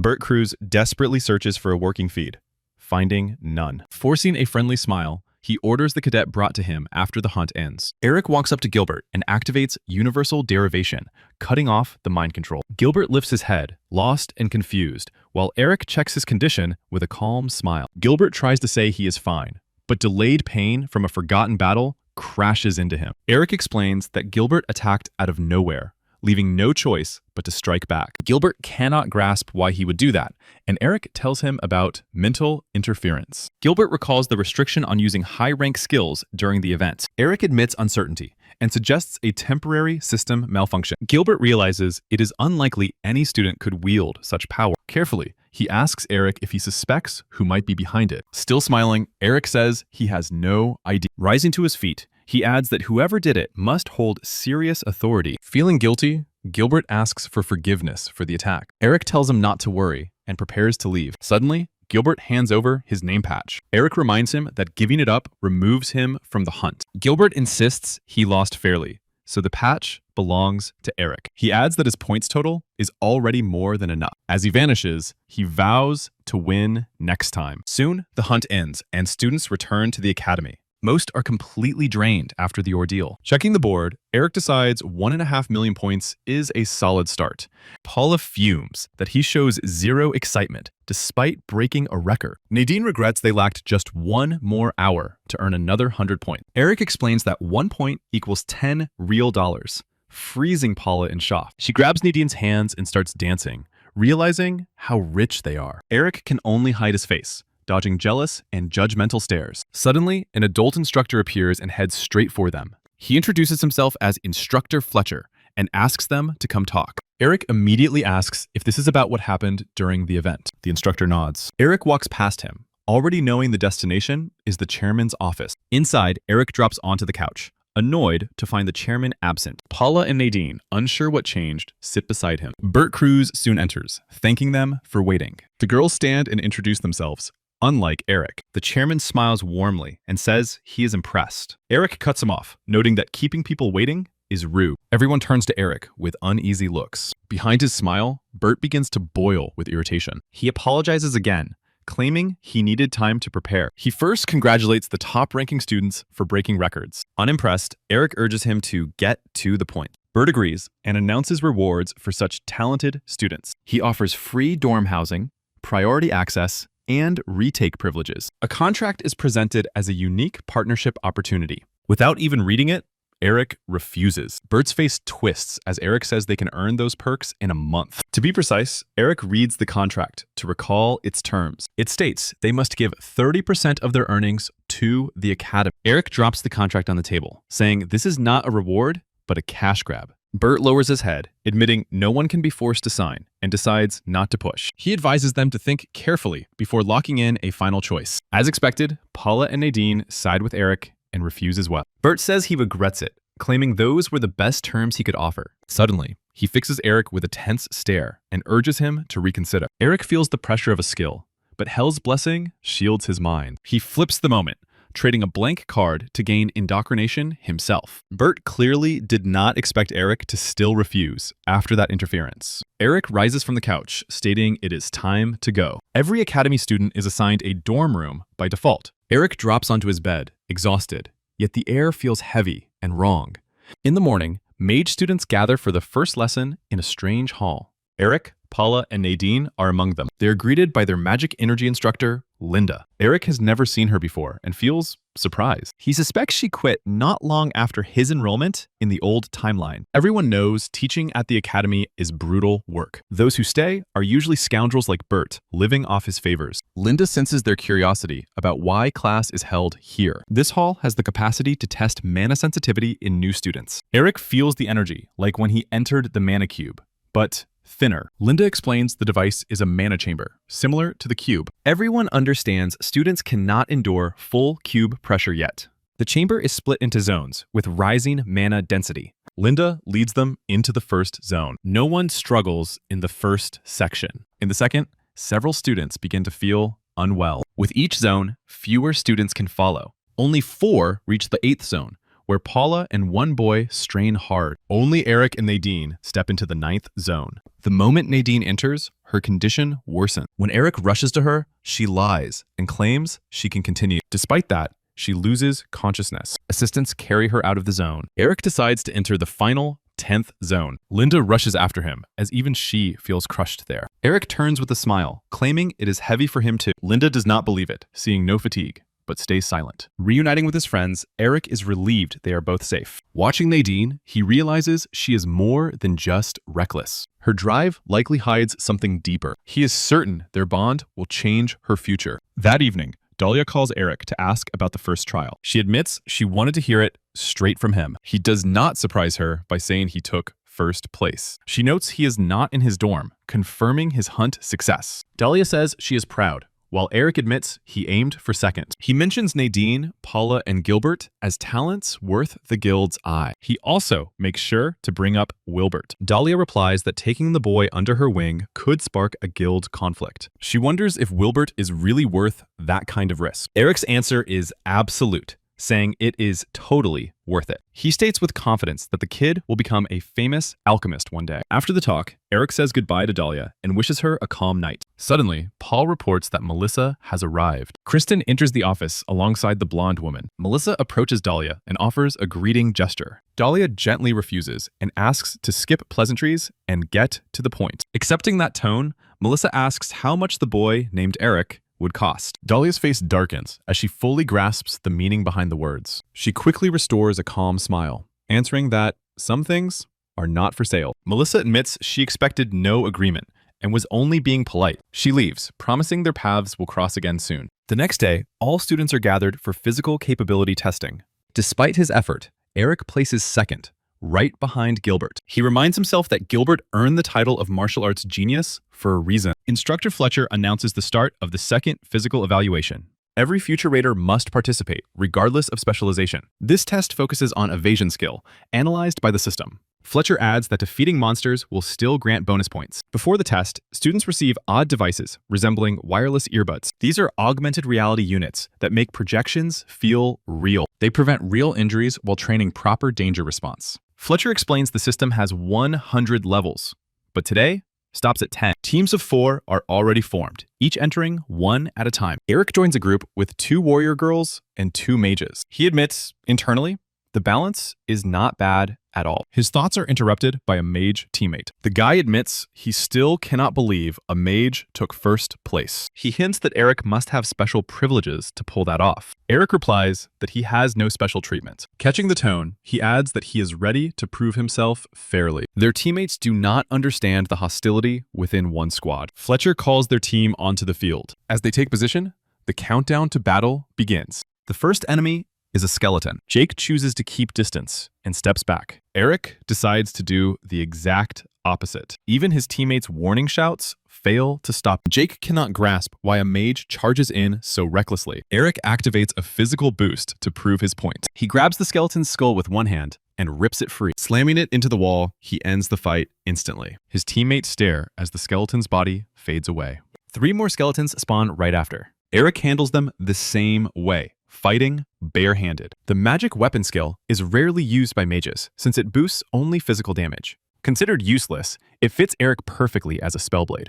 After the first stage, the second begins with a Draugr. Soon, Eric clears the 10th level, leaving the arena looking like shattered ruins. Jake approaches the hero, demanding explanations. He cannot grasp how a mage can charge in solo and wipe out every enemy alone. Eric says it was obvious in the fight, and even suggests Jake test that punch himself. The instructor notices the clash and orders them to stand down. Eric turns to leave, but Jake shouts that he does not see him as the winner. Jake proposes settling it at the Academy Festival. Eric replies that he already has plans for that event. During the earlier contest, Gilbert vowed to grow strong enough to beat him. In the final results, the top 3 include Gilbert and Eric. Bert Cruz thanks Fletcher for the report and asks him to keep feeding info on Eric. He also orders preparations for the next trial. Eric throws himself into training, clearing the test flawlessly, 27 times straight. Right now, his strength can match 6 third-class raiders at once. Knowing the next trial is a pseudo-dungeon, he pushes himself to the limit. That dungeon will host an incident that stains the Academy's name. Several students will die there. Eric remembers it clearly, since his own team was involved. He was the only survivor and was blamed as the worthless one who should have died. Even then, he did not abandon the academy. He could not betray those who cared about him. After training, Eric stops by an alchemy shop and buys several potion vials. Last time, he could not prevent what happened. This time, he swears to do everything right. The next day, Eric, Nadine, and Paula share their worries about the practice. He takes the chance to hand each of them a potion. Luck saved him before, but now he takes control himself. Back home, a sense of unease refuses to fade. A system window appears, mentioning points of no return. During such moments, he can choose to repeat the past or change it. Eric knows this message is no coincidence and starts thinking hard. The following day, students are brought to the pseudo-dungeon for practice. Instructor Linda announces they will be split into teams to enter. She claims only low-level demons await inside. Eric knows this is the trap set by Bert Cruz. Among the weak monsters, boss-class enemies will also appear. Team assignments begin through random draws. By chance, Eric and Nadine land in the same team. A boy and a girl join them, assigned to that group as well. Eric holds his breath in quiet dread. Those two sacrificed their lives last time, so he could escape alive. Now, he understands the choice the system warned him about. Still, he must pretend to be glad to meet Anna and Colt. They quickly notice how shy Nadine becomes, hiding from conversation. Eric realizes sadly that Anna and Colt are exactly the same as before. He shifts his focus and suggests building a strategy together. They decide who leads and how to act in emergencies. With Eric's confidence and knowledge, the plan comes together naturally. Colt admits he expected nothing less from the hunt's top scorer. Just in time, Linda announces it is time to enter the dungeon. Gilbert and Paula end up in the same group and head for the entrance as well. Eric feels a wave of relief, knowing at least his friend will be safe this time. Each squad gets its own dungeon, and Linda signals everyone to move inside. Gilbert's team pushes forward through a tight, choking tunnel. Paula quickly figures it is a mine, meaning cobalt mobs are guaranteed. Gilbert suddenly orders a halt, sensing something dangerous rushing toward them. Moments later, they are boxed in by a swarm of cobalt creatures. He warns that numbers make them deadly and calls for a full attack. Gilbert charges first, not waiting for hesitation. Paula strikes from the rear, since her spell needs time to bloom. In a blink, a flash of light blinds the enemies. Soon after, every monster drops. Gilbert checks on the girls, finding them tired but unharmed. The boy, however, is in bad shape, gasping for air in panic. When he collapses to his knees, fear spreads, and poison is suspected. Suddenly, Paula senses something approaching fast. She realizes it is not poison, but the pressure of a cobalt boss. At the same time, Eric's group advances through their own tunnel. They already cleared several cobalt packs without trouble. They step into a cavern, glowing with crystal light. Eric does not recognize this place and knows Cruz interfered. Feeling danger close, he tells everyone to brace themselves. A violent force smashes through the cavern wall. As dust settles, small kobolds pour out around a massive boss. Anna and Colt are stunned, since they were promised weak enemies. Seeing their shock, Nadine moves first. She casts protective barriers, snapping the pair out of panic. Colt triggers provocation, pulling the small kobolds onto himself. Eric sprints straight at the biggest threat, the Cobalt boss. His strike hits so hard, it kicks dust into the air. Right after, the monster's body starts regenerating at insane speed. Eric almost laughs at Cruz, throwing such a foe at freshmen. Suddenly, the system identifies the target as Odin's Raven. A quest appears, tasking Eric with hunting and defeating 5 such beings. All of this is watched closely by instructor Linda. She admits even she lacks techniques like the ones Eric uses. Another dungeon entrance suddenly opens nearby. Linda is shocked that this group finished faster than Eric's. Looking closer, she sees terrified students, one unconscious. Gilbert explains they encountered a Cobalt boss. Linda pales, since such an enemy should not exist there. Assistants rush to aid the boy, suffering mana poisoning. Linda calls Bert Cruz to report a second-rank monster in training grounds. To her surprise, the chairman answers calmly and promises to handle it. Doubt grows in her mind that this was mere coincidence. Meanwhile, Eric's team is nearly overwhelmed. The Raven-controlled Cobalt lifts its club again, ready to strike. In Myth, Odin commands 2 ravens, Hugin and Munin. Through them, he watches all worlds and events. Eric knows this enemy will not go down easy. He rushes to Nadine, raises a barrier, and briefly considers retreating. Back then, he never doubted. Yet all he felt in the end was regret, eating him alive. This time, he decides it is finally time to throw hands for real. Eric signals the team to bail from the dungeon while he stalls the Cobalt. Colt tries to shut that idea down, knowing how reckless it sounds. Eric answers by dropping 2 small Cobalts, sneaking up behind the guy. Losing patience, he pushes them to get out fast, before it is too late. While his focus slips, the Cobalt boss locks onto him as its next target. Turning back, Eric finds a magic barrier already blocking the blood. Nadine saved him, calmly deciding she will stay and fight with him. That single choice flips Eric's resolve. He agrees to stay, but orders Anna and Colt to run and warn the instructor.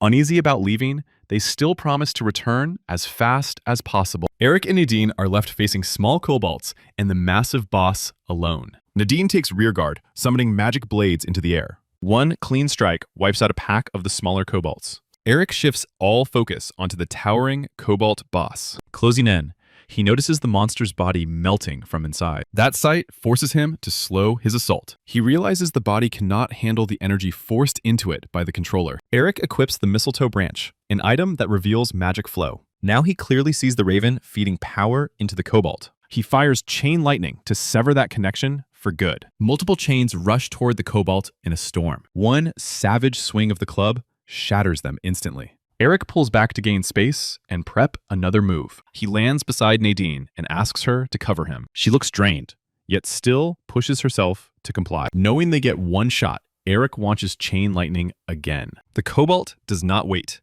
and counters head-on. Nadine's barrier lets Eric move freely across the cavern. Every second makes it harder for her to keep that shield up. Reaching the right distance, Eric jumps onto one of his own chains. That move lets him dodge the monster's brutal swings. Nadine watches in disbelief as he weaponizes his own spell. In a flash, Eric ends up right above the beast. Like a puppet, the Cobalt's arm twists at an unnatural angle. The club rockets straight toward Eric. Using pure agility, he slips past the strike cleanly. Spotting the magic tether, he draws his blade. One slash severs the threads controlling the monster. The massive Cobalt collapses, crashing into the ground. Eric moves to the breach, where the Cobalts poured in, hearing a sharp cry. There, he finds a raven-like creature lying in a pool of blood. Eric pins it underfoot, demanding answers about Odin's plan. The creature only thrashes and screams, refusing to respond. Realizing it acts without free will, Eric releases it. Nadine suddenly calls out to him. Remembering the danger, Eric urges her to escape the poisoning fast. At that moment,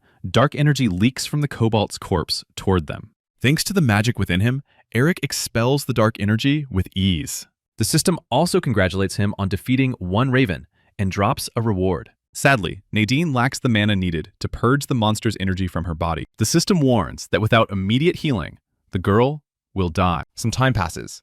Nadine wakes up beside a sleeping Eric. The guy groggily wakes and checks how she is holding up. Reviewing her stats, Nadine is shocked to see everything back to normal. What bugs her more is why Eric stayed, since the Cobalt was already beaten. Eric explains he waited for her to wake so they could sort something out. Before leaving the dungeon, they need to agree on one version of events. He knows Nadine is confused, yet he cannot share the details. He also admits he does not want people knowing about his abilities. Eric reveals the Cobalt boss was no accident, and the chairman clearly interfered. He knows Bert's real face behind the public image, a man willing to sacrifice the weak. Nadine realizes this is why Eric hides his true power. She recalls the day the chairman offered them that contract. Even then, Eric acted like someone who knew Bert Cruz far too well. Eric apologizes and refuses to explain further to keep her out of danger. Meanwhile, Anna and Colt return to the intermediate chamber. The instructor struggles to hold Paula back as she demands answers. Suddenly, the dungeon passage opens and Nadine and Eric step out. Paula rushes in with hugs, having worried non-stop about them. Colt and Anna watch with guilty faces. They never felt okay leaving their teammates behind. Eric notices their tension and tells them they did exactly what he asked. Louder for all to hear, he explains they left to call the instructor for help. He asks everyone not to blame them, since it was his call. Paula still struggles to accept leaving people behind. With a bitter smile, Eric admits he would have done the same. Linda approaches and apologizes for not reaching them in time. Eric tells her not to blame herself, since she could not have known. He says goodbye to everyone and heads home, claiming exhaustion. The system announces completion of the Point of No Return quest and grants a golden apple. Back home after a bath, Eric's thoughts drift to Nadine. Before returning to the past, Paula had already died, and Gilbert never reached his potential. Nadine, however, survives no matter what. Eric decides not to reveal too much, so she stays safe. This dungeon was only the beginning. He knows that well. Far greater trials await, and he must prepare. To clear his head, he turns on the TV. The news discusses a new type of dungeon, the thematic kind. Experts explain these cannot be exited without full completion. Raiders must roleplay a specific character and meet strict conditions, all to earn a unique item known as a god's gift. Eric realizes this is his shot at real advancement. First, he focuses on the reward from the Raven, the golden apple. Such fruits grant gods eternal youth and life. For Eric, it means faster recovery and a larger mana pool. The system warns it cannot be sold or given away. Perfect timing, Eric recalls a themed dungeon opening soon in a city park. There he may obtain the boots of Thialvi, servant of Thor. This item boosts agility, and warrior raiders will straight up clash to claim it. For Eric, these boots perfectly balance his stats as a spellsword. With no other use for the apple, Eric decides to eat it on the spot. To his surprise, the divine fruit tastes pretty mid. Even so, its effects start kicking in soon after. Eric feels lighter on his feet and fully recovered from the academy incident. The next day, the amusement park hosting the dungeon opens its gates. Eric scans the area awkwardly, unused to seeing the place so bright and cheerful. He approaches the ticket booth, where the worker asks how many tickets he needs. Eric shows a guild card and identifies himself as a guild representative. Leaning in, he quietly warns that a dungeon will open here soon. Shortly after, all visitors are escorted out of the park. Eric is allowed to stay as an official guild member. He smirks, realizing just how much pull the guild has. Checking the time, he sees the dungeon is about to open. Space warps around him as the system signals activation. Eric looks around and knows this is playing out just like before. He remembers an interview with a self-proclaimed genius who cleared this dungeon. Sadly, her loose mouth drew the wrong attention, and she was later killed. Last time she claimed the boots, but now Eric plans to take them. The system announces the start of the Viking-themed dungeon. Story data loads as Eric syncs with the role of Thialfi. In this world's lore, Thialfi hates the Aesir after their followers killed his family. Eric recalls a different tale he read with his mother, where Thialfi helped Thor. A stranger suddenly snaps him back to reality. Awakening on a ship in ancient gear, Eric's eyes fly open. A man Eric recognizes as Frederick helps him stand. Something slams into the ship without warning. Everyone struggles to keep balance and avoid falling overboard. In the next moment, pirates leap onto the deck.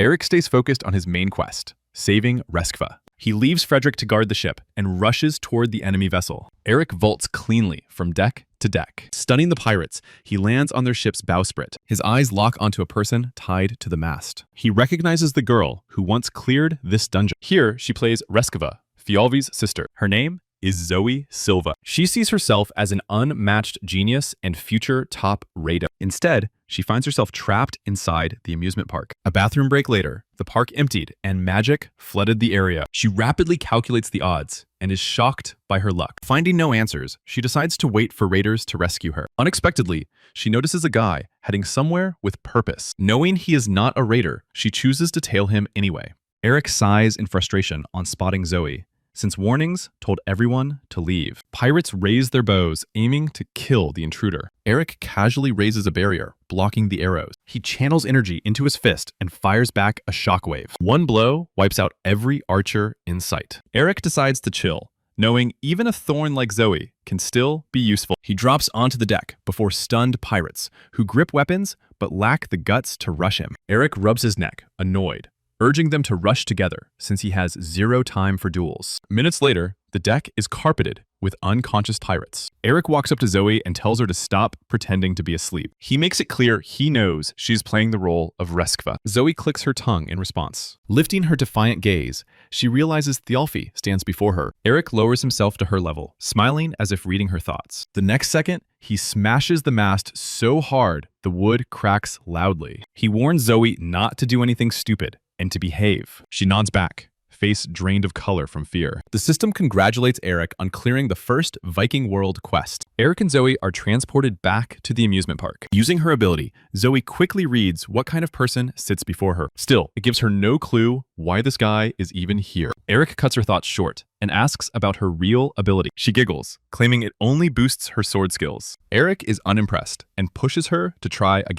Zoe sticks to her story and refuses to budge. Eric shuts her down by naming the skill as accelerated thinking. Zoe falls completely silent. Eric calmly explains her skill, perfect for analyzing enemies and their plans. Suddenly, he gets up, deciding to move on alone since Zoe keeps lying. She rushes after him, begging not to be left alone in such a dangerous place. Eric counters by offering her a contract to secure her loyalty. The terms include total obedience and a ban on acting against him. Subordination is part of mind control, enforcing loyalty through a contract. Realizing she has no options, Zoe agrees to sign. Magical chains instantly appear around her neck and wrists. They vanish moments later, but the weight of control leaves her shaken. Above the park, a news helicopter circles the area. Reporters already know about two young people inside the dungeon. Parker is called in again, but this time he is stuck outside with a partner. His coworker complains that a promotion was close, but now everything feels shaky. They know public backlash over casualties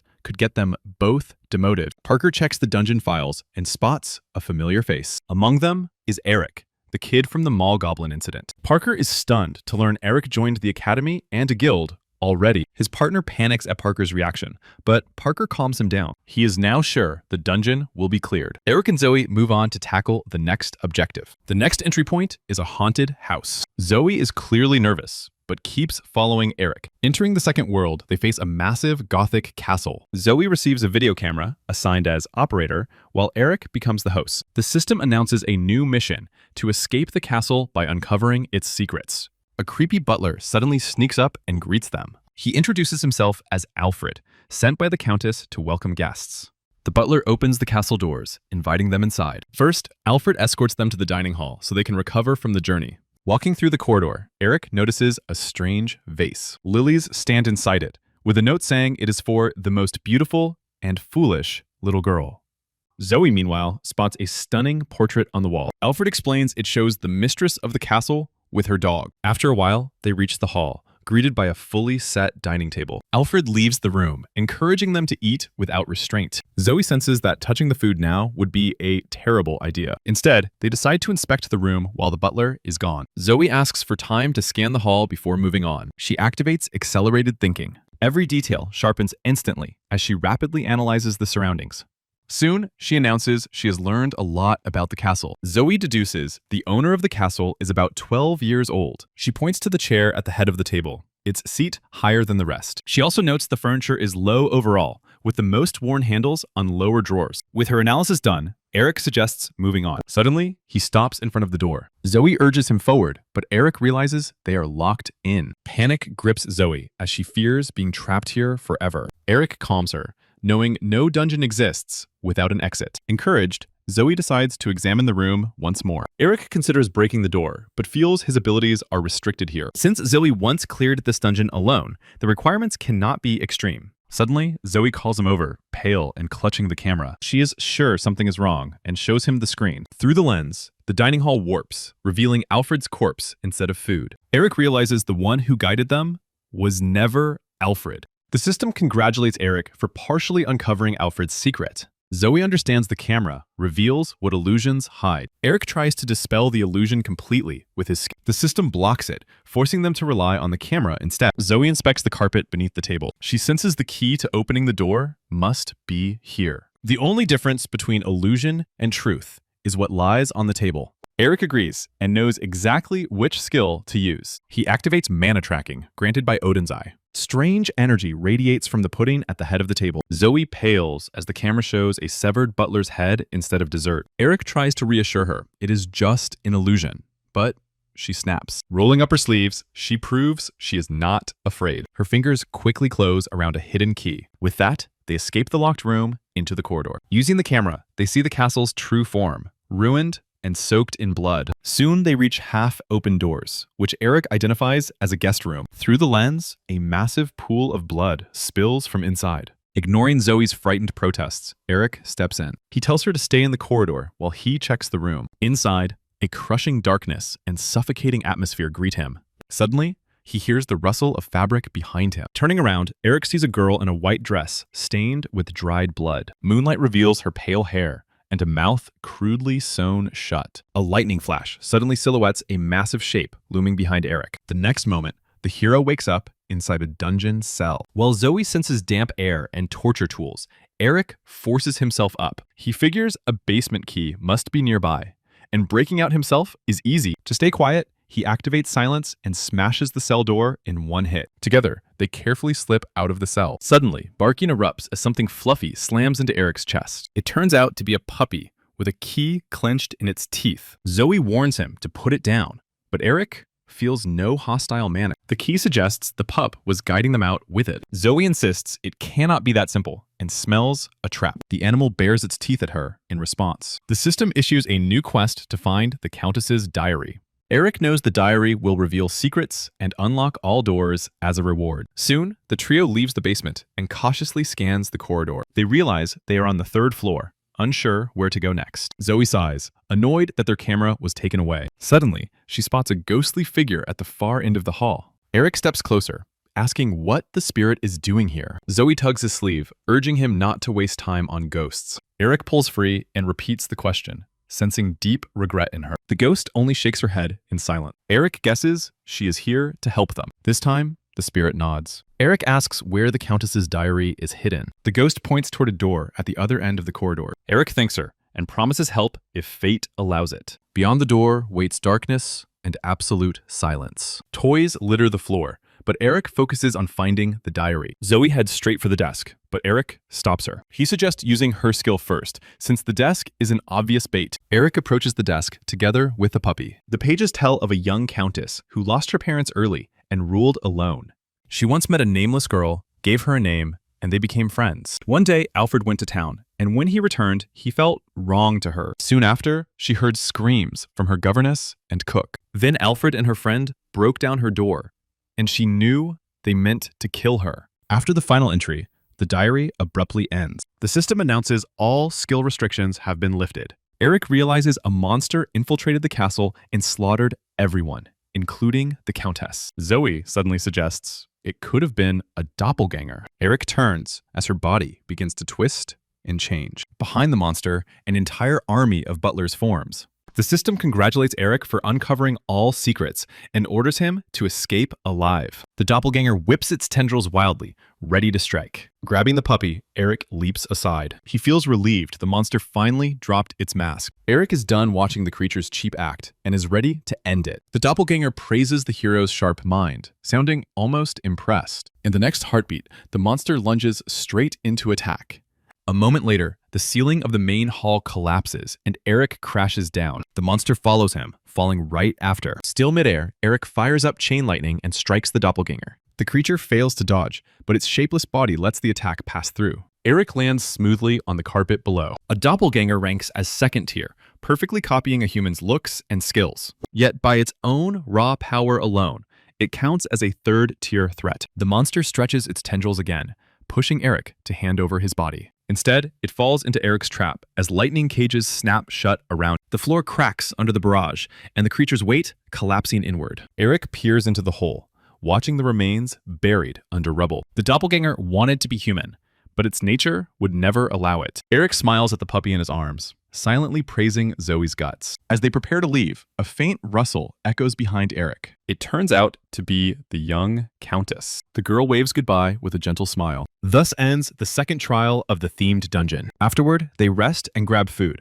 while Eric reviews his new reward skills. Command doesn't hype him much, but illusion feels clutch for what's ahead. Zoe still sulks, annoyed he did not admit recognizing her earlier. Eric reminds her that secrecy boosted their survival odds, and urges moving on. Soon, they reach a strange crowd as the show host Bruin calls for attention. The host invites everyone to join his parade. Fireworks blast skyward as dancers and musicians swirl around the stage. Bruin suddenly calls Eric and Zoe by name, praising their earlier clears. The final challenge turns out to be a game of tag. He points to a nearby portal and hints at monsters pouring from it. Eric senses there is more to it than that. Bruin adds that monster strength scales with player count and abilities. The host reaches out, glowing as he scans the heroes. Clapping in delight, he declares their foes will be special rank monsters. Eric tries to object, knowing such a matchup is insane. Suddenly, blazing light washes over them. Surtur, the fire giant, materializes before their eyes. The system offers Eric a choice: flee or defeat the monster to win. Surtur existed long before Ymir itself. His purpose was to burn the entire world to ash. His sword burns so hot it can melt anything. Eric barely yanks Zoe aside before an attack lands. Zoe breaks down in fear, unable to imagine any escape. The giant demolishes buildings with casual swings of his blade. Eric knows close combat means instant death. Suddenly, Zoe shouts that she spotted their objective. A sign nailed to a pillar points toward a carousel marked as the goal. Eric activates Speed Boost, gripping Zoe's hand and sprinting for the carousel. The giant rages on, demanding the summoner show themselves. The heroes barely dodge waves of searing fire. Eric realizes this cannot last and suggests splitting up to reach the carousel from different paths. He hurls the girl toward the goal, boosting her speed like a launch spell. Eric steps out to face the giant, pulling all the heat onto himself. He cleanly hops away from the incoming strike aimed to erase him. Instead, he lands atop a chapel roof, dragging the monster's focus off the girl. In a blink, the giant smashes the tower with one brutal blow. Suddenly, it spots Zoe, nearly reaching the objective. A fireball flies at the carousel and obliterates it. The system flags the target destroyed and hints that only a hidden quest remains. Eric realizes there is no exit left except fighting the giant head on. Surtur raises his sword, ready to keep the pressure on. Zoe watches from an alley, hidden in the shadows. She knows if this drags on, they both die here. She triggers her skill, forcing a plan to help Eric clutch the win. Soon, the entire amusement park is swallowed by flames. Eric starts to tire, stuck in pure evasion with his current power. Zoe catches up, yelling directions on where to jump next. Following her calls, Eric dodges lethal blows and shifts toward the trap zone. Earlier, they hid briefly, and Zoe told him about massive water tanks. She suggested luring the monster there and using water to weaken it. Eric decides it is a solid play. A real giant would be impossible, but a projection can be cracked this way. Reaching the spot, Eric suddenly stops. Surtur pities the frail human, thinking Eric accepted his fate. Eric only smirks, unfazed by a being weaker than the Aesir gods. That disrespect sends Surtur into rage. He unleashes a torrent of fire, but it burns through an illusion. Instead of Eric, shattered water tanks burst before the giant. With the monster weakened, Eric draws his sword and charges to finish it.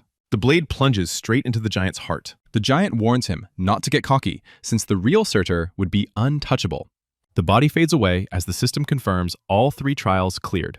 Zoe peeks out, realizing it is truly over. Eric immediately equips Thialfi's boots, gaining insane speed. He knew they were rare, but first-class boots are next-level loot. Eric looks at Zoe, confused by her sudden silence. She clasps her hands behind her back, clearly hiding something. Eric exhales in disappointment and reminds her of the contract. Zoe reveals the Seal of Reskva, boosting power and granting bravery. The seal erases fear and boosts agility and strength. Moments later, Bruin appears before them. Eric notes the contest was rough, so he and Zoe are heading home. Bruin leans in, wishing Eric safe travels as a chosen enemy. The barrier over the park shatters as the themed dungeon vanishes. Reporters rush in, ready to grill the survivors. Eric and Zoe exit the gates, greeted by earlier evacuees. A raider pushes through the crowd to ask questions. Suddenly, Eric vanishes in plain sight, leaving no trace behind. Zoe is left alone to face the reporters. Meanwhile, Eric is already home, kicking back. Luckily, the news mentions only the incident and 2 survivors, not him. Eric suspects the guild had a hand in burying the information. Only thanks to Thialfi's boots did he dodge reporters and unwanted spotlight. He wonders how insane their speed will get once he fully masters them. On top of that, he received Eternal Flame of Surtur to empower his weapon. The fight with the giant also exposed how weak he still is. He beats Surtur through tricks, not raw power.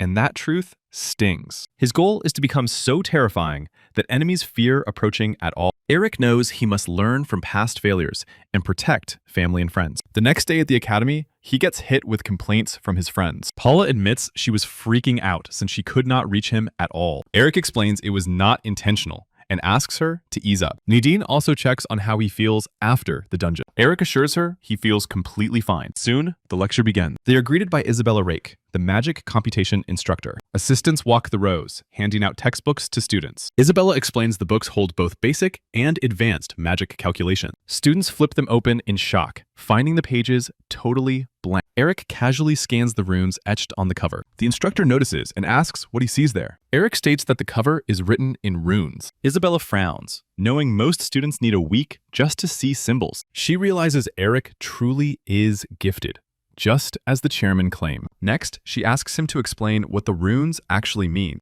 Thanks to Odin's eye, Eric reads the title with ease. After class, students head to the library to decode the runes. Eric finds the book fascinating, unlocking new spell possibilities. His friends progress at very different speeds through the material. Paula struggles most and reminds everyone she taught Eric magic first. Eric calmly notes that students often surpass their teachers. Nadine announces she finally decoded the first page. A few days pass, and Eric aces the magic theory test. Setting studies aside for now, he focuses on other ways to grow stronger. Effort matters, but money often decides real growth. Coming from the future, Eric knows exactly where profits lie. He gathers Gilbert, Nadine, Paula, and Wilbert to name a potion shop. Sadly, none of the suggested names satisfy Eric. Paula urges him to think carefully, noting potion shops are rare for a reason. Nadine agrees. Gilbert sees huge potential in the field and doubts it will fail. Eric stays silent, knowing a future tycoon sits right beside him. Suddenly, the door flies open and Zoe storms in, glaring at everyone. She storms inside, accusing Eric of enchanting her into helplessness. Eric recalls the contract and knows its effects cannot be undone. Paula and Nadine look disappointed, thinking he threatened a child. Pushed to the edge, Eric invites Zoe to sit and join the brainstorming. She quickly dives into the discussion. Sadly, her presence adds more chaos than value. Paula fumes that Eric ignores her idea, and he finally lets her speak. Unexpectedly, she suggests a solid name: Elixir Workshop. Elixir also refers to the Philosopher's Stone, said to heal and revive. Wilbert likes the name too, and already sees how that branding will boost the business. With that, the discussion comes to an end. A few more days of classes pass by. After one lesson, Eric approaches Isabella to ask about the topic he studies. She goes pale when she sees a 4th-rank magic textbook. Failing to get anything useful from her, Eric settles back into the library grind. Hitting a dead end, he realizes he needs help from another expert. He decides to meet Dalia and ask her for help with 4th-rank calculations. This rank covers creation, destruction, and amplification of magic. Eric admits that studying these formulas alone is brutal. Dalia replies that the core of the 4th rank is figuring things out yourself. Mastering it is required to earn the title of 1st-rank raider. Still, she cannot abandon her protege after he asks for help. She hands Eric a ribbon and says it will help him grasp amplification. Eric accepts it eagerly, ready to do anything to get stronger. The ribbon turns out to be the one used to bind Fenrir, limiting the wearer's power. Dalia asks Eric to use only one spell during training. She explains this will help him analyze the spell formula. She suggests something simple, like a magic arrow. That same day, Eric puts her advice into practice. With reduced power, Draugr in the simulation easily block his attacks. His entire body feels slow and heavy. The state is worse than expected, but he stubbornly keeps training. The next day after class, Paula decides to question him. She jokes that she can smell his pain patch from the hallway. Eric, looking completely worn out, insists that he is fine. He thanks them for worrying, but reminds them they have their own problems. Paula is stuck decoding runes, and Nadine risks extra lessons if she fails her tests. The girls follow his advice and head to the library. Eric goes back to training instead. Eventually, he perfectly clears the 41st test level. The system reports improved formula comprehension and a new passive skill gained. After training, Eric decides to take a walk. Suddenly, the park around him goes eerily quiet. He senses an ambush and calls for the enemy to show themselves. Eric activates a detection spell. It reveals 3 ravens perched in the trees. One of them lunges straight at him. Eric dodges its strikes with Odin's eye guiding him.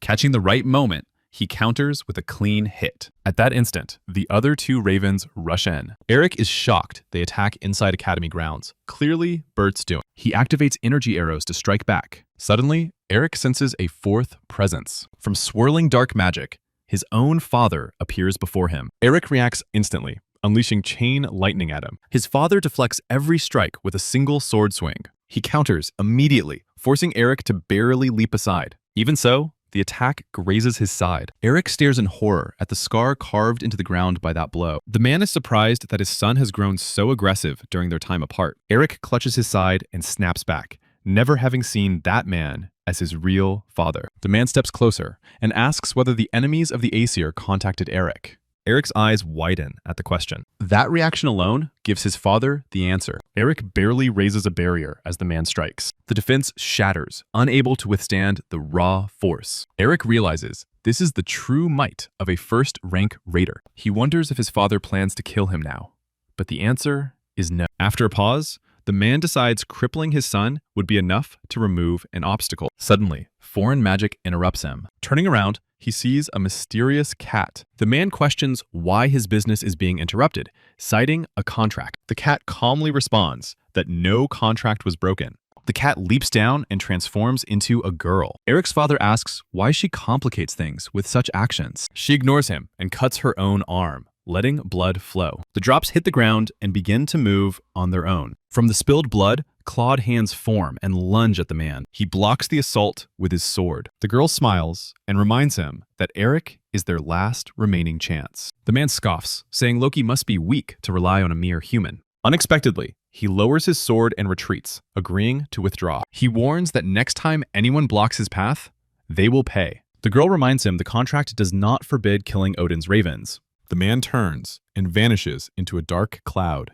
Eric collapses to his knees, coughing up blood. The girl smiles at him and introduces herself as Hela, Hel's alter ego. She explains she is his watcher and mentor for the 5 trials. They head to his home so he can recover. Hela invites him to ask any questions he has. Eric asks who that man truly was. She reveals he did not face his father, but Hugin, Odin's raven. Hugin governs thought, but borrowed memory influence from Munin.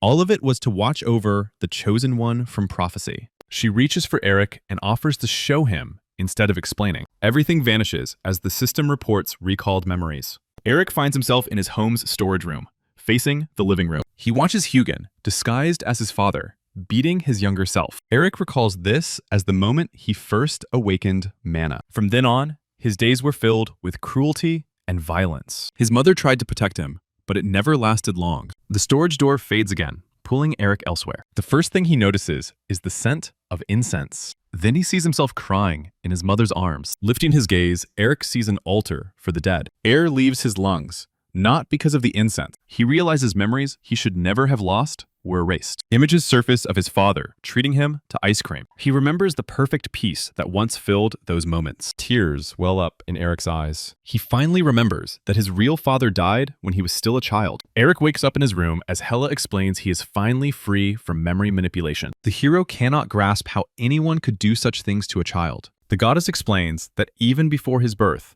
all knew he would become a great enemy of the Aesir. 10,000 years ago, Ragnarok occurred, and the story of the Chosen One began. Back then, those who opposed the Aesir were defeated. Odin spared the survivors only if they signed a binding contract. By it, none of the spared beings could ever harm the Aesir gods. The defeated side had to fully obey Odin's will, and many suffered because of it. Later, the three sisters, the Norns, delivered a prophecy. They foretold that in the second Ragnarok, the weakest being would defeat Odin and open a new world. That being was destined to be Eric. Eric clenches his fists, realizing all of Odin's enemies rely on him to end their foe. A sharp question forms in his mind about Odin's true plan. Hela answers simply that the All-Father seeks to rule all 9 realms. That includes Midgard, the world of humans. For now, Eric and his world are protected by the prophecy's power, beyond even the gods. When Ragnarok arrives, all limits will fall, including the force shielding the hero. Then, Eric is meant to die by the hands of the Aesir. Hela corrects herself, reminding him he already died once. She asks if he desires revenge on the gods to protect what he holds dear. She reminds him she is his mentor for the 5 trials. She promises to give him the chance to become strong enough to kill Odin. Meanwhile, Gilbert trains hard, preparing for his duel with Eric at the festival. Suddenly, he is summoned to the chairman's office over the loudspeaker. Bert Cruz openly discusses filtering weak students from strong ones. He mentions an upcoming guild assignment planned for the near future. Gilbert overhears this while standing outside the office door. He realizes Bert orchestrated the earlier incidents involving students. Gilbert decides acting rashly and confronting Bert now would be foolish. He enters the office after formally asking permission. Gilbert resolved to discuss this matter with his friends. Meanwhile, Eric attends a class on magical calculations. Isabella announces guild participation will begin in 3 days, all prepared by the chairman. She adds that guilds have already requested specific students. Eric, Paula, Nadine, and 3 others were invited by Dalia's guild. Eric now understands why Dalia showed interest in talented students. Isabella dismisses class, asking everyone to submit forms by evening. Paula is ecstatic at the thought of meeting Dalia, her idol, up close. Eric suspects Gilbert was also invited by a powerful guild. Suddenly, all 3 friends receive a message from Gilbert at once. He asks them to gather at the potion workshop to discuss something important. Once seated together, Gilbert explains Bert Cruz's scheme. Paula is shocked by such budgeting methods involving student death. Wilbert recalls corruption scandals at the academy surfacing every year without resolution. Eric realizes guild participation this time is far more dangerous than he remembers. Before his return in time, he heard of students dying due to so-called accidents. Gilbert reminds them only the 5 of them know this truth. For now. To him, that means the fate of weaker students rests in their hands. Eric exhales hard. As much as he wants to jump in with future knowledge, reckless moves would only wreck everything. Paula suddenly stands up, deciding there is nothing to debate. She reminds them that student lives are at risk, and sitting idle is not an option. Wilbert agrees. Even scared, he is ready to help however he can. Nadine backs them up without hesitation. Eric smirks at their fire. He almost forgot his friends are born raiders, chasing loot, slaying monsters, saving people. He rises and suggests building a plan now that everyone is in. Later, Eric meets Isabella and claims he has mastered 4th rank magic. He is surprised she looks troubled instead of proud of his progress. He reaches out, making it clear he came with a request. Eric activates his mind control skill on her. As expected, he has grown far stronger and can influence her. In a calm tone, he asks the controlled Isabella to reveal Bert Cruz's plan. 3 days later, Eric, Paula, Nadine, and Gilbert stand before Dalia's guild. Paul greets them and leads them inside. He shows them the guild halls, the museum, and the training rooms. At the end, they finally meet Dalia herself. Once tea is served, Paula cannot hold back and eagerly asks for an autograph. Eric almost forgot how hard she fangirls over his mentor. Dalia is glad he found such friends, and he hints there is more ahead. Gilbert is shocked they already know each other. Dalia explains she is Eric's mentor. Paula jumps up, annoyed that Eric never introduced them sooner. Dalia admits that their closeness to Eric is why she invited them all. Many know of Bert's corruption, but few can act against it. She says protecting students needs a plan, and Paul projects a mana map of the area. 2 massive mana sources glow clearly within territories of 2 guilds. Paul notes that any dungeon opening will likely appear in those zones. Dalia plans to send patrols there to react fast if needed. Eric cuts in, warning that Bert likely planned everything in detail. Instead of drawing attention to Dalia's guild, he suggests saving students personally. Using a phone, they locate one guild emitting strange energy. Paula quickly notices the place looks abandoned. Paul watches everything from a distance. Eric thanks him telepathically for the backup. Paul praises Eric's dedication and wishes them luck. Meanwhile, Dalia asks Serana to explain the place the group entered. It turns out the guild is fake, used to dodge tax. Some guilds exist only as covers and leave no records. Serana suspects Bert himself created it for dirty work. Dalia prepares countermeasures in case things go sideways. Eric and his friends slip into the fake guild. Inside, dense, dark mana presses down on them. Moving carefully, they advance through a pitch-black corridor. Suddenly, energy begins to converge around them. Eric warns everyone to run, but it is too late as a magic seal ignites underfoot. The system announces a transfer to Svartalheim. The group is thrown into the realm of dark elves. Eric remembers that in myth, dark elves rival even gods in power. Of course, this dungeon runs a nerfed version of their powers, classic instance rules kicking in hard.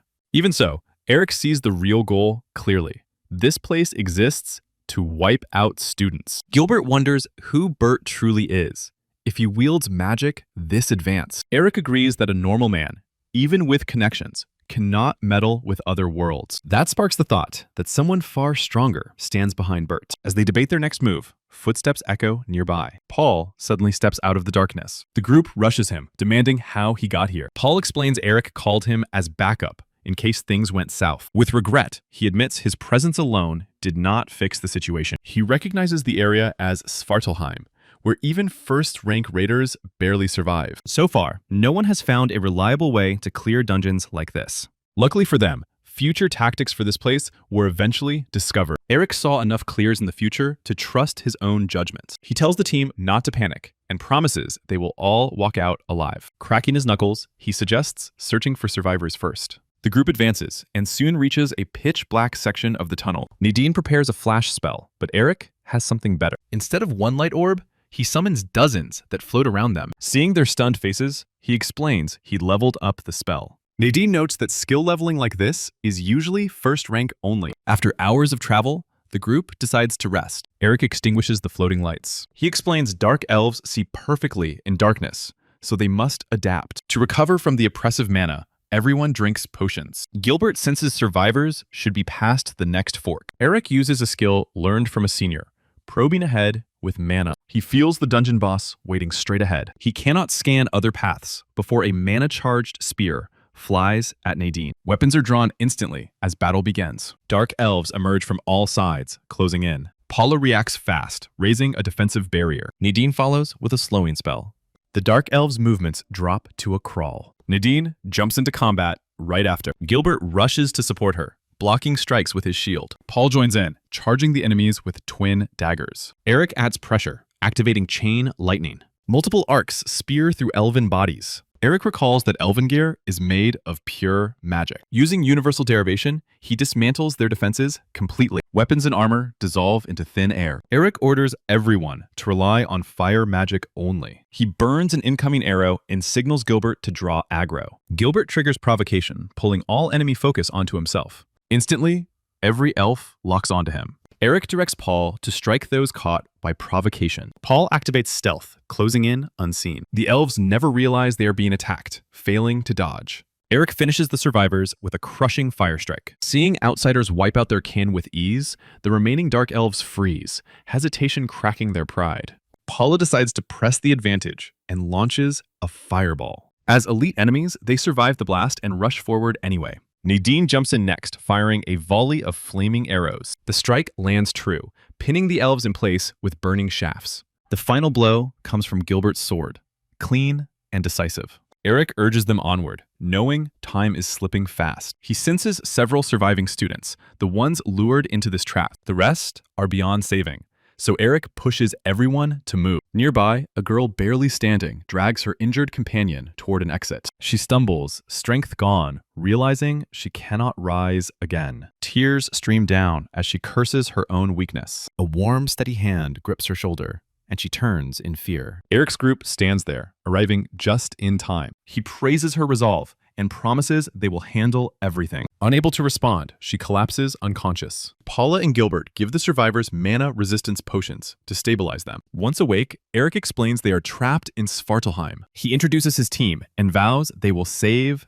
everyone. He then asks what happened to the others. The boy says the rest were captured, and the guide vanished. He and his friend escaped the elf site and fled. Sadly, Mana overdose soon caught up with them. Eric sees how painful it was to abandon their comrades. He assures them the blame is not theirs. Eric asks where the captured students were taken. The girl explains the Dark Elves have a king, and all captives were dragged to him. She points to a tunnel she used to escape. Eric thanks them, then asks who escorted them from the guild. Rage twists the boy's face as he names Instructor Fletcher. Eric decides his friends must stay behind, despite Paula's protests. He chooses to face the dungeon boss alone to save the weakening students. The girls argue it is too dangerous to go solo. To their shock, Gilbert supports Eric's plan. Eric explains none of them can match the elves evenly, but someone must guard the survivors. Paul agrees as well, asking Eric to retreat if it turns lethal. Gilbert swears to protect everyone with all his strength. Eric says his goodbyes, promising a quick reunion. Minutes after he leaves, Paul hears a strange rustle in a tunnel. He warns the students to stay quiet. They instantly sense something terrifying approaching. Before Paul can draw a weapon, a surge of energy severs his arm. A group of dark elves emerges from the cave shadows. Meanwhile, Eric reaches the massive gates of the boss chamber. Knowing his friends are exposed, he resolves to finish this fast. With one hand, he shoves the gates open. At the center, on a lit throne, sits the elven king beneath a blazing beam. The king smiles, hinting he prepared something special. Suddenly, Eric's earring begins to react violently. He realizes his link to Paul is fading, meaning something has gone terribly wrong. The ornament was given to Eric by Dalia herself. Through it, she would know if things spiraled out of control and intervention was needed. The doors to the chamber slam shut behind him. Eric now has only one way out: surviving whatever awaits inside. He summons a massive fire spell, flames roaring around his body. Madness burns in his eyes as he promises death to everyone in the cave. Wrapped in blazing fire, he advances straight toward the enemy. Suddenly, he notices blood on the elves' faces, clearly not their own. Eric vows to make them cough up whatever they just devoured. Meanwhile, his friends are locked in a brutal clash with a group of elves. Paula raises a defensive barrier, knowing it will not last long. Gilbert dodges cleanly and strikes back at the enemy. He realizes these elves are far stronger than the ones before. Seeking answers, he demands to know who leads them. The leader reveals himself as Kel, a highborn elf and captain of the royal guard. Paula tightens her grip on her staff, sensing a foe beyond first-rank level. Gilbert clenches his sword, refusing to fall here despite the danger. His mind still clings to the duel Eric promised him. To gain speed, he discards his shield. Paula tries to stop him as he leaves the barrier, but fails. Standing before the enemy, Gilbert unleashes all his inner power. Even Kel is forced back, stunned that a human reached such strength. But this reckless surge takes a heavy toll on Gilbert. His face pales,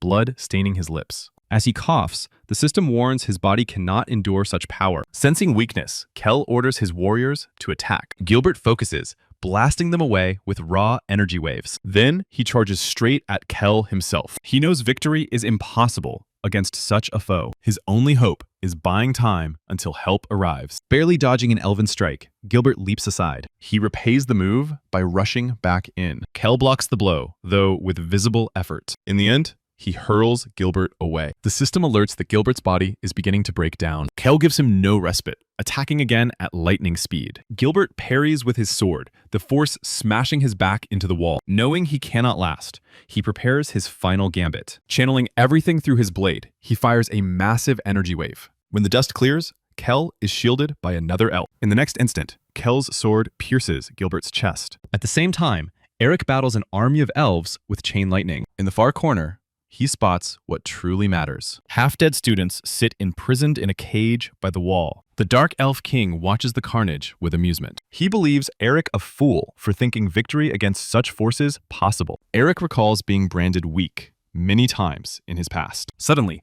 dense mana floods the chamber, choking the elves. As its source, Eric declares he will never be seen as weak again. Enraged by his soldiers' fear, the king orders them to charge the hero. Snapped out of the trance, the Alpha Elves rush in for the kill. Eric fires back by activating Chains of Inferno. The skill lets him shred multiple enemies in one sweep. Fallen bodies are instantly replaced by fresh warriors. Eric feels thankful for a real chance to test the new power. The remaining elves burn away, screaming as infernal flames consume them. The Elf King swallows hard, suddenly outnumbered. Rage erupts as he swears Eric will not leave alive. Eric walks straight toward him, stepping over fallen soldiers. Despite his threats, the king cannot even move. He cannot grasp how a mere human reached this level. In the next second, Eric's fist crashes into his face. Meanwhile, Gilbert collapses, bleeding out onto the stone. Nadine turns pale, crushed by her own helplessness. She remembers this is not the first time weakness led to death. At that moment, an elf turns toward her to finish the rest. Gripping her throat, he weighs killing her or tearing pieces off. Suddenly, blinding light floods the cave. Dalia approaches, clad in full armor. She sees Paul and Gilbert unconscious in pools of blood. The other students barely remain standing. She activates Sacrifice to save her people. Healing many at once, she burns her own life force without hesitation. After that, Dalia turns toward Kel. With a single motion, she unleashes compressed mana at him. The blast does more than strike. It erases part of his body. Dalia then focuses on Paul and Gilbert's critical wounds. Her healing restores Paul's severed arm back to his body. Gilbert's condition is far worse, demanding far more effort. Even then, the system warns recovery will take a long time. After long minutes, his condition finally stabilizes. Dalia smiles, noting Gilbert will sleep for days, but survive. Paula and Nadine release breath in relief. Once the crisis ends, Dalia notices Eric is missing. The students avert their eyes, avoiding her gaze. One survivor admits they let Eric go alone to the boss room. To everyone's shock, Dalia smiles and says he will be fine. Meanwhile, the Dark Elf King lies beaten on the floor, blood flowing. Realizing he cannot win alone, he tries to flee to warn others.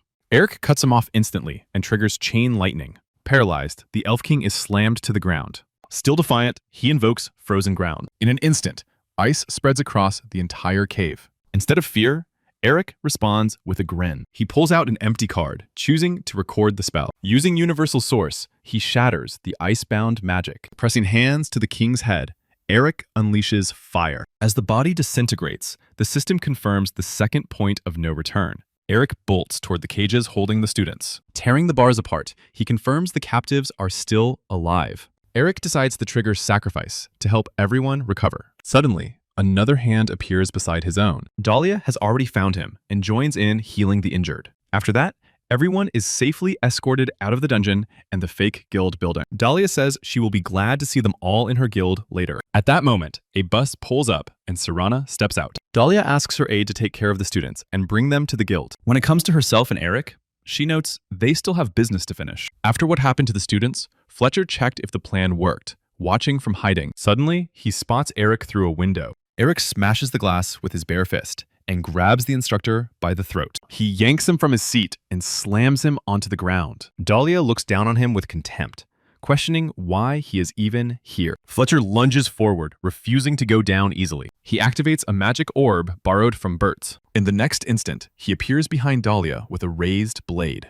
She effortlessly dodges his strike. In response, she demands to know why he tried to kill students. Fletcher refuses to explain himself and grips a strange sphere tighter. Dalia recognizes it as an energy suppression core. She gathers an attack, warning that such tricks do not work on a raider of her rank. Eric realizes Fletcher used the same technique for the seal inside the guild. That is why he never sensed the trap beforehand. Magical storm clouds gather above the instructor. Dozens of lightning bolts crash down on him at once. After the strike, only a cracked magic sphere remains on the ground. Once the guild reveals everything publicly, reporters surround the academy. The academy's reputation crumbles, and Bert faces corruption charges. Isabella calmly tells the man many people are waiting to speak with him. He snarls back that he is not giving interviews right now. The chairman knows someone inside the academy betrayed him, but not who. In the end, he decides to act decisively against the traitor. A few days later, Gilbert wakes up and returns to classes. Eric supports his friend, urging him to keep following his heart. Back home, Eric examines the rewards from defeating the dungeon boss. Along with materials and treasure, he gained a new skill. Reading closer, he learns it allows him to create weapons and armor mid-battle. He recalls some mages can do this, but he never saw value in it before. To test it, he forms a mana dagger that fits perfectly in his hand. Instantly, countless ideas flood his mind on how to use it. His first thought is not combat, but selling these items. Even third-tier weapons sell for tens of thousands of dollars. Thanks to the mistletoe branch, his crafted weapons will be top quality. Soon, exam season arrives. Many students dread it, as academy trials are notoriously brutal. Gilbert and Nadine face deeper issues than simple lack of focus. They simply cannot learn through theory alone.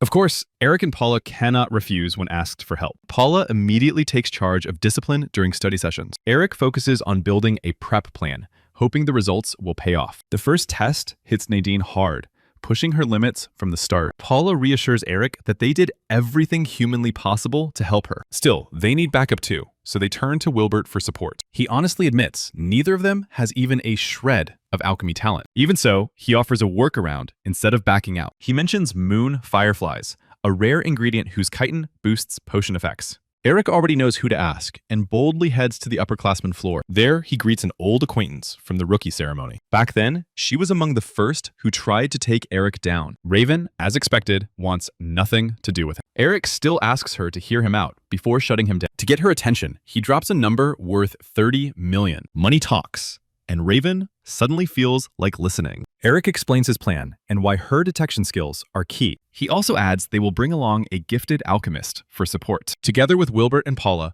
the four head into the mountains. Soon, they reach a forest zone where sunlight barely breaks through. There, the alchemist finds traces of a moon firefly on a tree. That is Raven's cue to show what she can really do. Using her skill, she tracks faint traces leading to the target. Trusting her senses, she tells everyone to follow her lead. After hours of travel, they reach a lake swarming with glowing insects. Eric quickly notices the fireflies are far larger than normal bugs. Wilbert once said, "Monster mana warped common creatures into threats." Eric first tries slowing them down with enhanced gravity. Sadly, the insects are too strong for it to matter much. Realizing this, Eric switches tactics, refusing to let a single one escape. He shapes a mana cage that the insects cannot break out of. Turning to the others, Eric urges them to start capturing immediately. Wilbert goes in first, while Paula hesitates outside due to fear. Eric does not let her slack off and pushes her to help anyway. Using special magic containers, they safely catch the fireflies. Soon, they return to Wilbert's workshop, where Paula and Eric retry the failed potion. This time, they add the firefly essence without hesitation. Instantly, the potion clears and shifts into a new color. Wilbert explains the essence purifies potions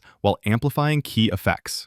As they celebrate, Nadine and Gilbert consider using this trick for extra points. The alchemist keeps quiet that even now, the success rate is only 50%. A few days later, exam results arrive, and not everyone is happy. Paula is fired up to bury her shame under higher scores. Next comes the practical exam, which requires forming teams. Each student gets a cost based on current grades. The first task is forming a 4-person team under 50 points total. With Nadine, Gilbert, Paula, and Eric all rated high, they cannot team up. In his past life, Eric had only 6 points and got drafted by a strong team.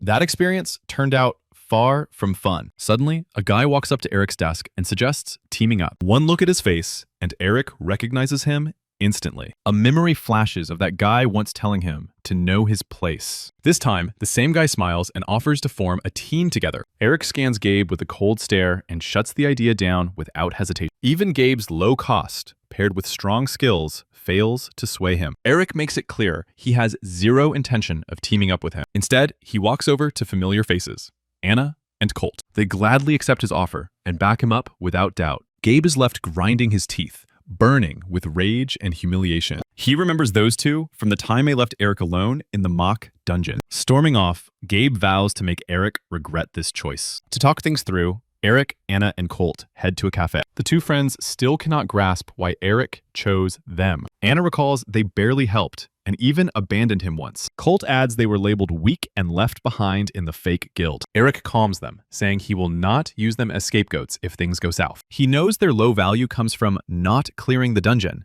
not real weakness. Anna then asks who the 4th teammate will be. At that moment, the cafe doors swing open. Eric declares Paula as the final member of their squad. Paula looks far from impressed by this lineup. Anna and Colt also feel uneasy under her sharp gaze. Eric speaks up first, reminding them that he and Nadine made the right call back then. He outlines his plan to crush Bert Cruz during this exam. Before long, the day of the practical exam arrives. Instead of Fletcher, a new instructor named Dorsey takes the stage. He warns that the exam will be broadcast live nationwide. Magic ignites beneath the teams, pulling them into a pocket dimension again. This time, they land in a blazing land of fire. The system announces their task to clear the dungeon and claim the boss essence. The first level requires finding stairs leading deeper. Colt immediately notes how hostile and scorching the place feels. Eric explains this dungeon mirrors Muspelheim, realm of fire giants. He suggests mapping the area first to plan their moves. Paula reminds him about searching for frost grass. The longer they stay,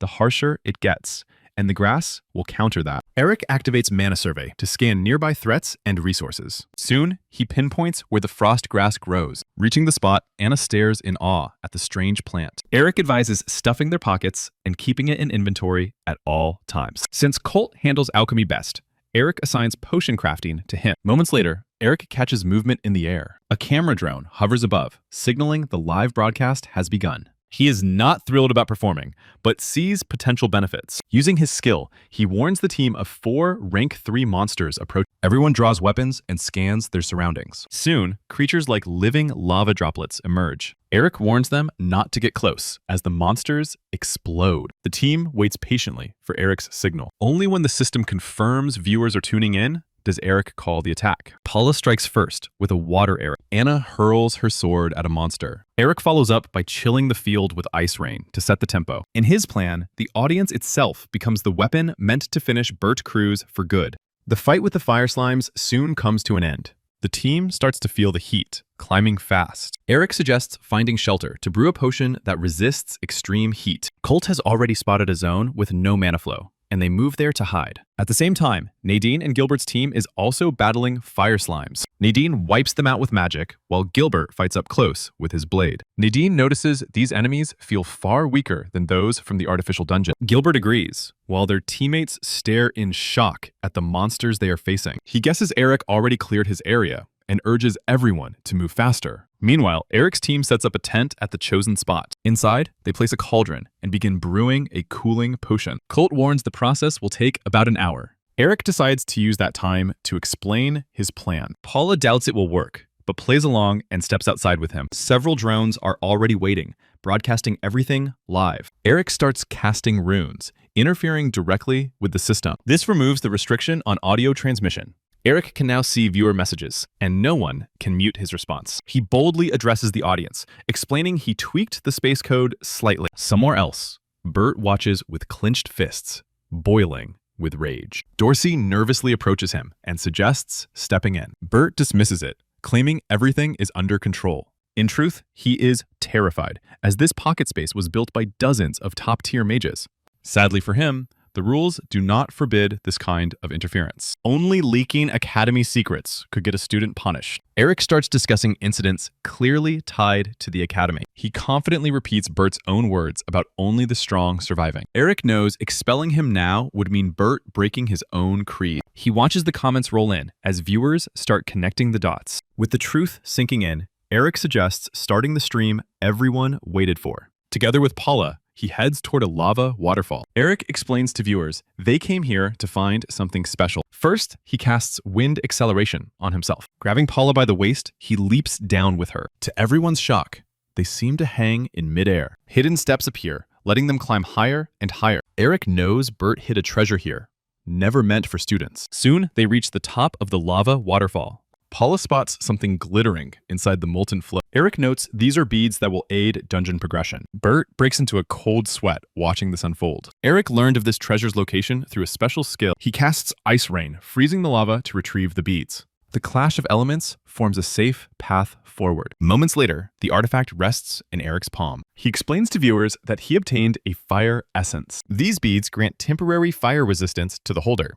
After that, Eric and Paula return to the tent. Paula clearly looks unimpressed by the taste of Colt's potion. Eric makes it clear she has no choice, and every last drop of the potion has to go down. After that, they move out to search for the entrance to the second level. Eric knows every route and leads them straight to a hidden passage in the ground. Together, they descend into an underground cave. Colt admits he would never have found this path alone, while Paula notes that discovery is meant to be brutal. That raises the question of how a fellow rookie like Eric knew about this place. Meanwhile, Eric catches one of the insects crawling along the cave walls. He pulls out the fire essence and signals the team to prepare before entering the second level. Eric also tells the viewers that a second level boss fight is coming soon. Before that, he plans to hunt down one more hidden treasure. To do so, they will have to clash with a salamander. Eric knows these monsters hoard shiny loot like ravens. He expects to find a second secret treasure there, the sword Balmung.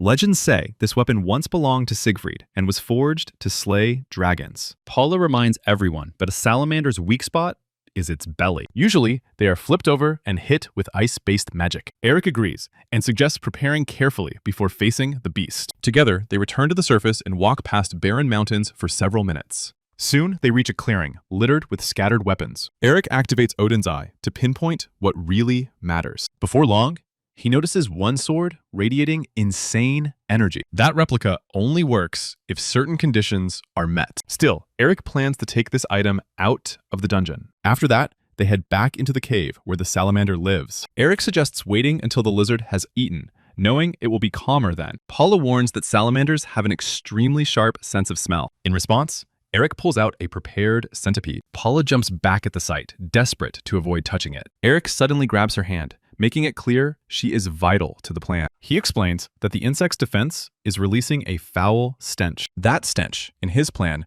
will mask the team from the salamander. Anna and Colt stay hidden in cover. Paula, gathering all her courage, steps forward. She agreed only because Eric promised her something that would impress Dalia. As a wind mage, Paula uses air currents to push the stench ahead. Soon the smell reaches the salamander, hiding Eric's team from its senses. Now it is Eric's turn to act, as he prepares an ice spear. With a precise strike, he hits the lizard square in the back. Enraged, the salamander begins charging flames inside its jaws. Eric readies the rusty sword he found earlier. Waiting for the monster to open its mouth, he throws the blade straight inside. The salamander thrashes, trying to swallow the sword stuck in its throat. In the end, it spits the blade out, along with a torrent of fire. Instead of the old sword, the legendary Balmung now rests in Eric's hands. He explains to viewers that salamander fire has the power to purify items. That trait only exists while the beast lives, forcing him to get creative. With that done, it is time to finish the monster. One clean strike severs the salamander's front limb. Landing firmly, Eric casts ice spikes to break the creature's balance. Thanks to that move, the salamander fully exposes its belly. Eric launches himself upward, aiming to deliver the final decisive blow. At the same time, Zoe strikes from the information front. She releases an article about Eric, listing every major incident tied to his name. Dalia is equally impressed by what her student is pulling off. She turns to Paul and asks him to gather the reporters. As a reward for slaying the salamander, Eric receives a magic ring. It lacks its core gem, but even incomplete, it still carries solid effects. Eric offers the ring to a teammate, but they refuse, having not fought. In the end, the ring stays with Eric. Right after that, they are transferred to the 3rd dungeon level. They appear inside a cave, standing before a magical barrier. Paula taps the barrier, which sounds like glass, confused about its purpose. Her answer comes as a heavy strike from the other side. Behind it stands a massive fire golem. Anna and Colt ask if Eric has a plan, but he signals it will not be needed. His intention is to fight the golem alone. A minute later, the monster smashes the barrier and the battle begins. Eric instantly dashes forward and charges in. His first strike throws the golem off balance. The creature retaliates, but Eric raises a barrier just in time. He activates magical binding, wrapping chains around the monster's body. Eric follows up with ice rain. Heavy ice jams the golem's joints, limiting its movement. That cue tells Eric it is time for water magic. The flames die out and the 3rd level boss falls. Both viewers and teammates are stunned by how easily it ended. To their shock,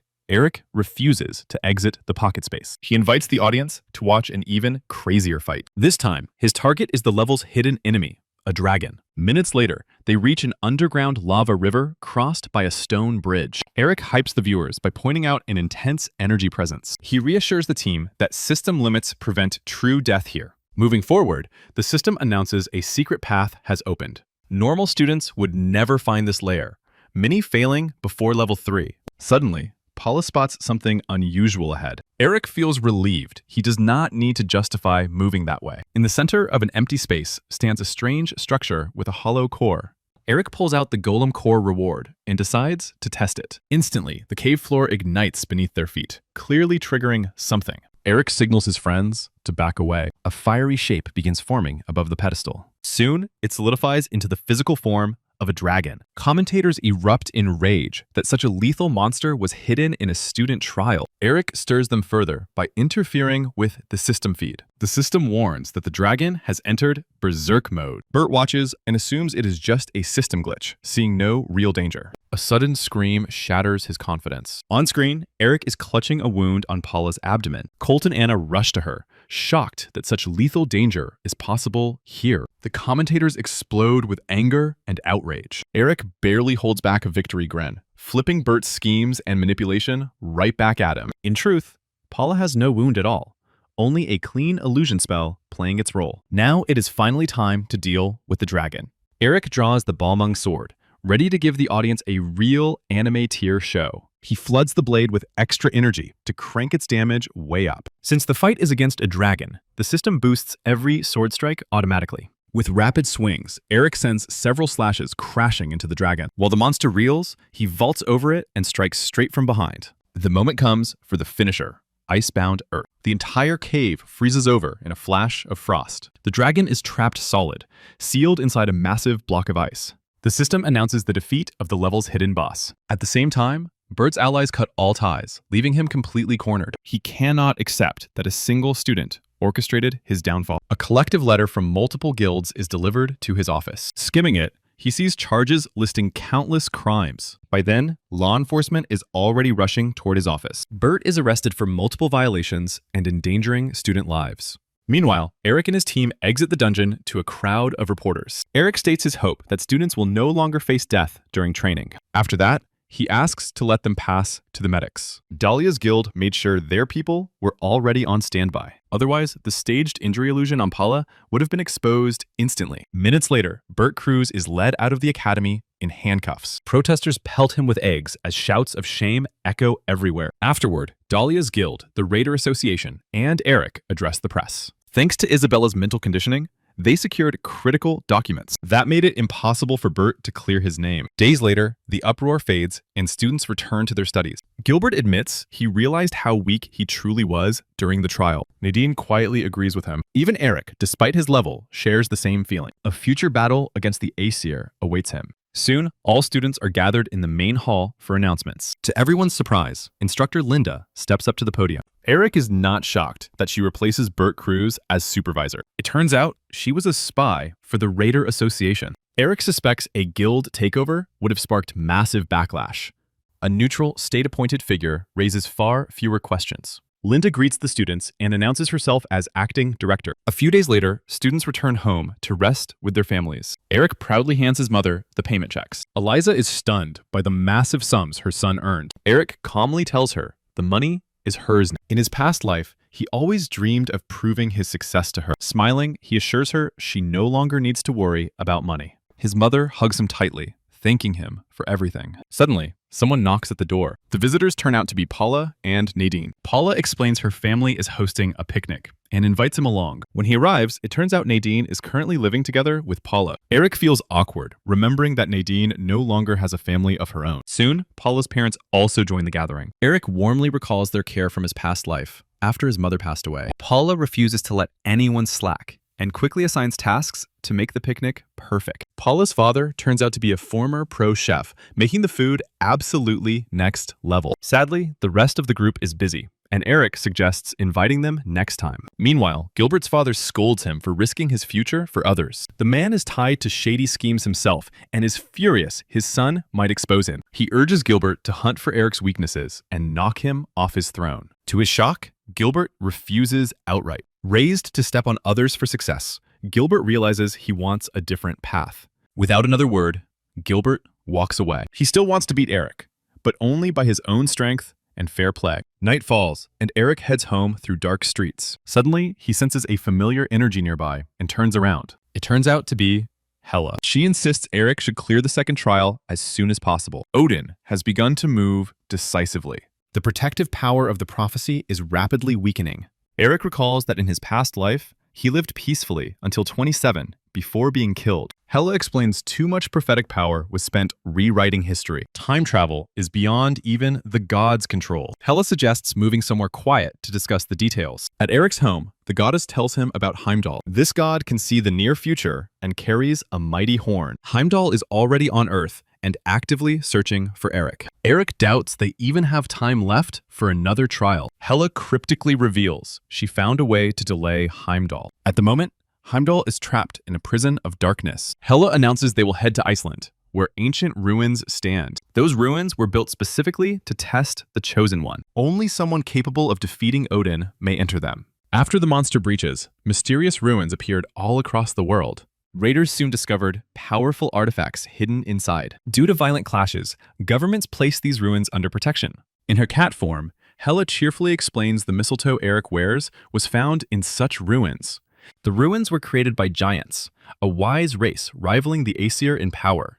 Eric admits he feels nervous, despite preparing as much as possible. He even activated a shadow mineral that boosts shadow armor. Hours later, Eric and Hela arrive at a luxury hotel. On the way to their room, they cross paths with a global star. To Eric's surprise, the man shows clear interest in him. His name is Balak, owner of the true Balmung, the dragon-slaying sword. The European presses Eric to explain who he really is. The raider's companion interrupts the exchange. She apologizes for his behavior and asks Eric to ignore it. Later, alone with her, Balak admits his interest was no coincidence. Passing by, he noticed Eric was concealing his energy. Not long after, guards near the ruins spot movement lurking in the darkness. Despite the guards' warnings, the stranger keeps moving forward without slowing down. Getting closer, he uses mind control on them, shutting down any chance of question. Removing his helmet, Eric feels like a villain now, even though these ruins were built for him. Before heading to Iceland, Hela explained 2 conditions required to enter the ruins. One condition is power equal to a special raider rank beyond the norm. Eric admits he has not reached that level yet. Then, he remembers the reward gained inside the themed dungeon. The plain-looking key turns out to be Loki's key,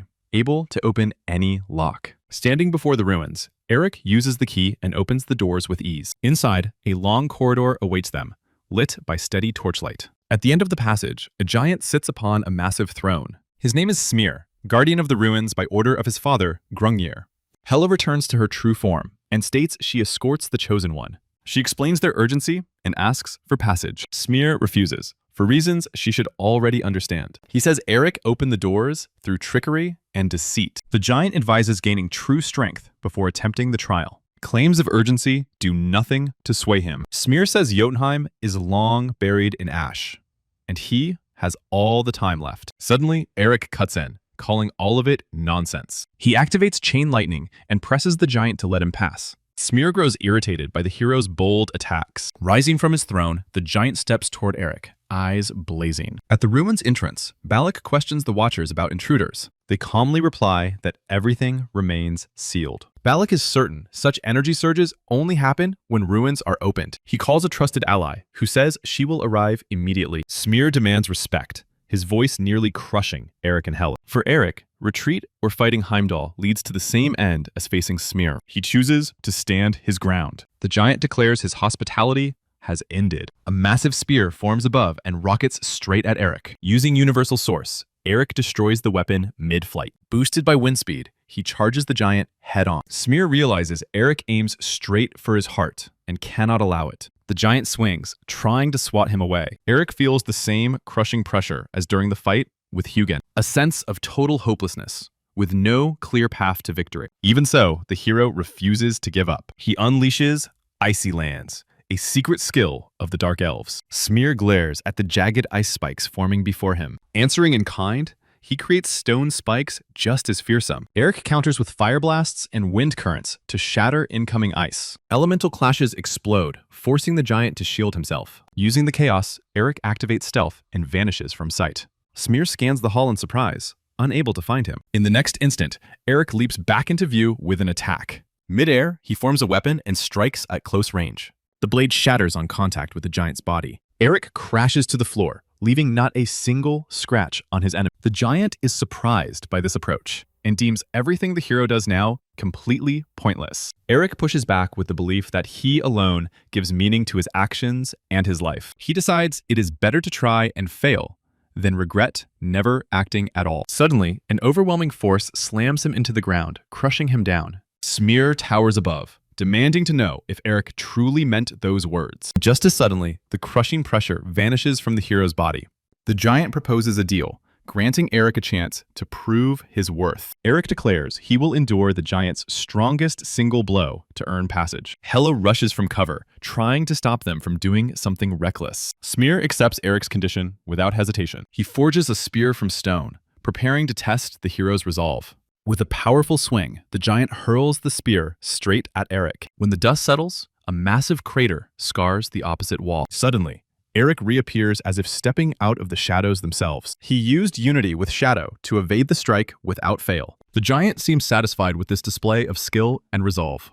A hidden passage opens in the wall, leading deeper into the ruins. Hela stares in disbelief as Eric somehow bypasses the restriction. Moving deeper, they encounter the Norns, guardians of the first trial of wisdom. Hela warns that from this point on, she can no longer interfere. The guardians present a riddle, where one always lies and the other speaks truth. Two paths await behind them, one safe, the other leading to the lands of the dead. Eric is allowed only one question to one of the guardians. He knows such riddles well, yet either path poses no real threat to him. Choosing at random, he asks one guardian where her guidance would lead him. The guardian positions herself before the right-hand door. When it is time to choose, Eric calmly walks the opposite path. Entering the land of the dead, Hela demands to know why he chose it knowingly. Eric admits he was tempted by the mention of the dead themselves. At that moment, undead corpses begin rising from the ground. Eric activates the sacrifice skill without hesitation. Surrounded only by the dead, the skill transforms into a lethal attack spec. As a result, Eric gains an enormous amount of experience points. When they finally leave, he only regrets that it ended so quickly. The next chamber is filled with scattered items and a massive magic circle. A glowing mass of light greets them, revealing itself as the second trial's guardian. The guardian introduces himself as Mimir, creator of the Nornir system. Long ago, Loki sought his advice on raising a great enemy. The answer became a system freeing one from the influence of the Aesir. Because of this, Eric chose his own fate, and now stands here. Mimir says he cannot answer much, but will grant one answer as a reward. The next trial requires placing a single item from the room upon the altar. Eric is warned this test demands pure intellect and allows only one attempt. As a hint, Mimir states the trial must be done on a Wednesday. He also notes Eric already possesses wisdom that can be gained here. Mimir casually adds that failure will result in death. An hourglass appears, leaving Eric 1 hour to solve the puzzle. Eric activates a skill to analyze every item scattered around him. Unfortunately, it offers no clues, as all the items appear ordinary. Minutes pass, one after another, as Eric sinks deeper into thought. When the moment comes, Eric grips the spear in his hand. Stepping to the altar, he decides to offer himself as the sacrifice. Suddenly, the entire chamber collapses into chaos. The altar cracks apart, revealing endless cosmic space beyond. The first clue was the weekday, Wednesday, named after Odin. The second was Eric holding the eye of an Aesir and rune insight. In the context of sacrifice and wisdom, the myth fits only one god. That is why the correct answer turns out to be Eric himself. Mimir praises his sharp instincts, questioning if he grasps the cost. Eric recalls Odin hanging pierced by a spear on Yggdrasil for 9 days. The trial's truth is simple. Everything in this world has a price. Eric turns the spear toward himself and drives it into his abdomen. In an instant, he stands again in an intact chamber. Mimir announces the trial is complete. Now it is his turn to honor the promise. To keep the Aesir from catching on, Mimir gives only 3 words. Those words are Raider, I, and Shinier. As a final note, he urges Eric to doubt everything to reach truth. Eric then finds himself before a massive mirror. Smear congratulates him on clearing the first 2 trials. The last one involves Erd's mirror, an artifact of the past. Smear explains Eric will witness a giant's memory, then give an answer. He urges Eric to find his own truth, as no answer is absolute. Eric reaches out, initiating the trial. The mirror glows, and a Norn speaks from within. She laments having waited a long time for his arrival. Erd entwines fingers with Eric, inviting him to see past shaping future. In the next moment, Jotunheim spreads out before them. The goddess guides their focus to a fragment of history. They watch a young Schmier being trained by his father. The father warns him not to judge his own worth too soon. Eric and Hela realize why Smear later softened toward the hero. News of an Aesir attack abruptly interrupts the lesson. Grungnir lifts a massive stone weapon, ready to repel the assault. Erd says the tragedy does not end there and shows what follows. When Eric opens his eyes again, only corpses and fire remain. Hela recognizes this moment as just before the peace pact. Atop a mountain of giant corpses stands Thor. The god of thunder surveys the battlefield with predatory calm. Eric is shaken by that power, wondering if he could ever reach it. Hela explains the 5 trials exist to forge him into his destiny. Thor challenges the giant king to a final duel to decide the war. Grungnir steps forward, accepting the challenge. Erd tells Eric these events sealed Asgard's victory. Young Smear begged his father not to fight, but was ignored. Grungnir only asked Smear to guard his grave and await the god's foe. Thus, the ruins were built to honor fallen giants. The battle ends as foretold, with Thor victorious. Eric activates an empty card, recording the lightning god's skill. Hela warns him that he cannot yet wield this power. The hero notes he will grow strong enough with her help, so stress is off his mind. Erd declares their journey through memory has reached its end. She hopes that even if they never meet again, luck will stay on his side. In the next blink, Eric stands before a mirror riddled with cracks. The giant Smear is already waiting for him there. Smear leans closer, testing whether Eric has the resolve to stay his course. Eric admits he has much to lose, and many things could drag him into despair. Still, he vows to always find the strength to keep moving forward. The answer satisfies the giant, who congratulates him on clearing the trial. The system echoes the congratulations and announces the reward for the second trial. Eric puts his armor back on and prepares to leave. Outside, a massive crowd of raiders has already gathered. The heroes peek out carefully and realize slipping away is not an option. Eric knows he cannot handle even 2 special rank raiders head on. He asks Hela to handle the setup while he buys time. The moment he appears at the ruins entrance,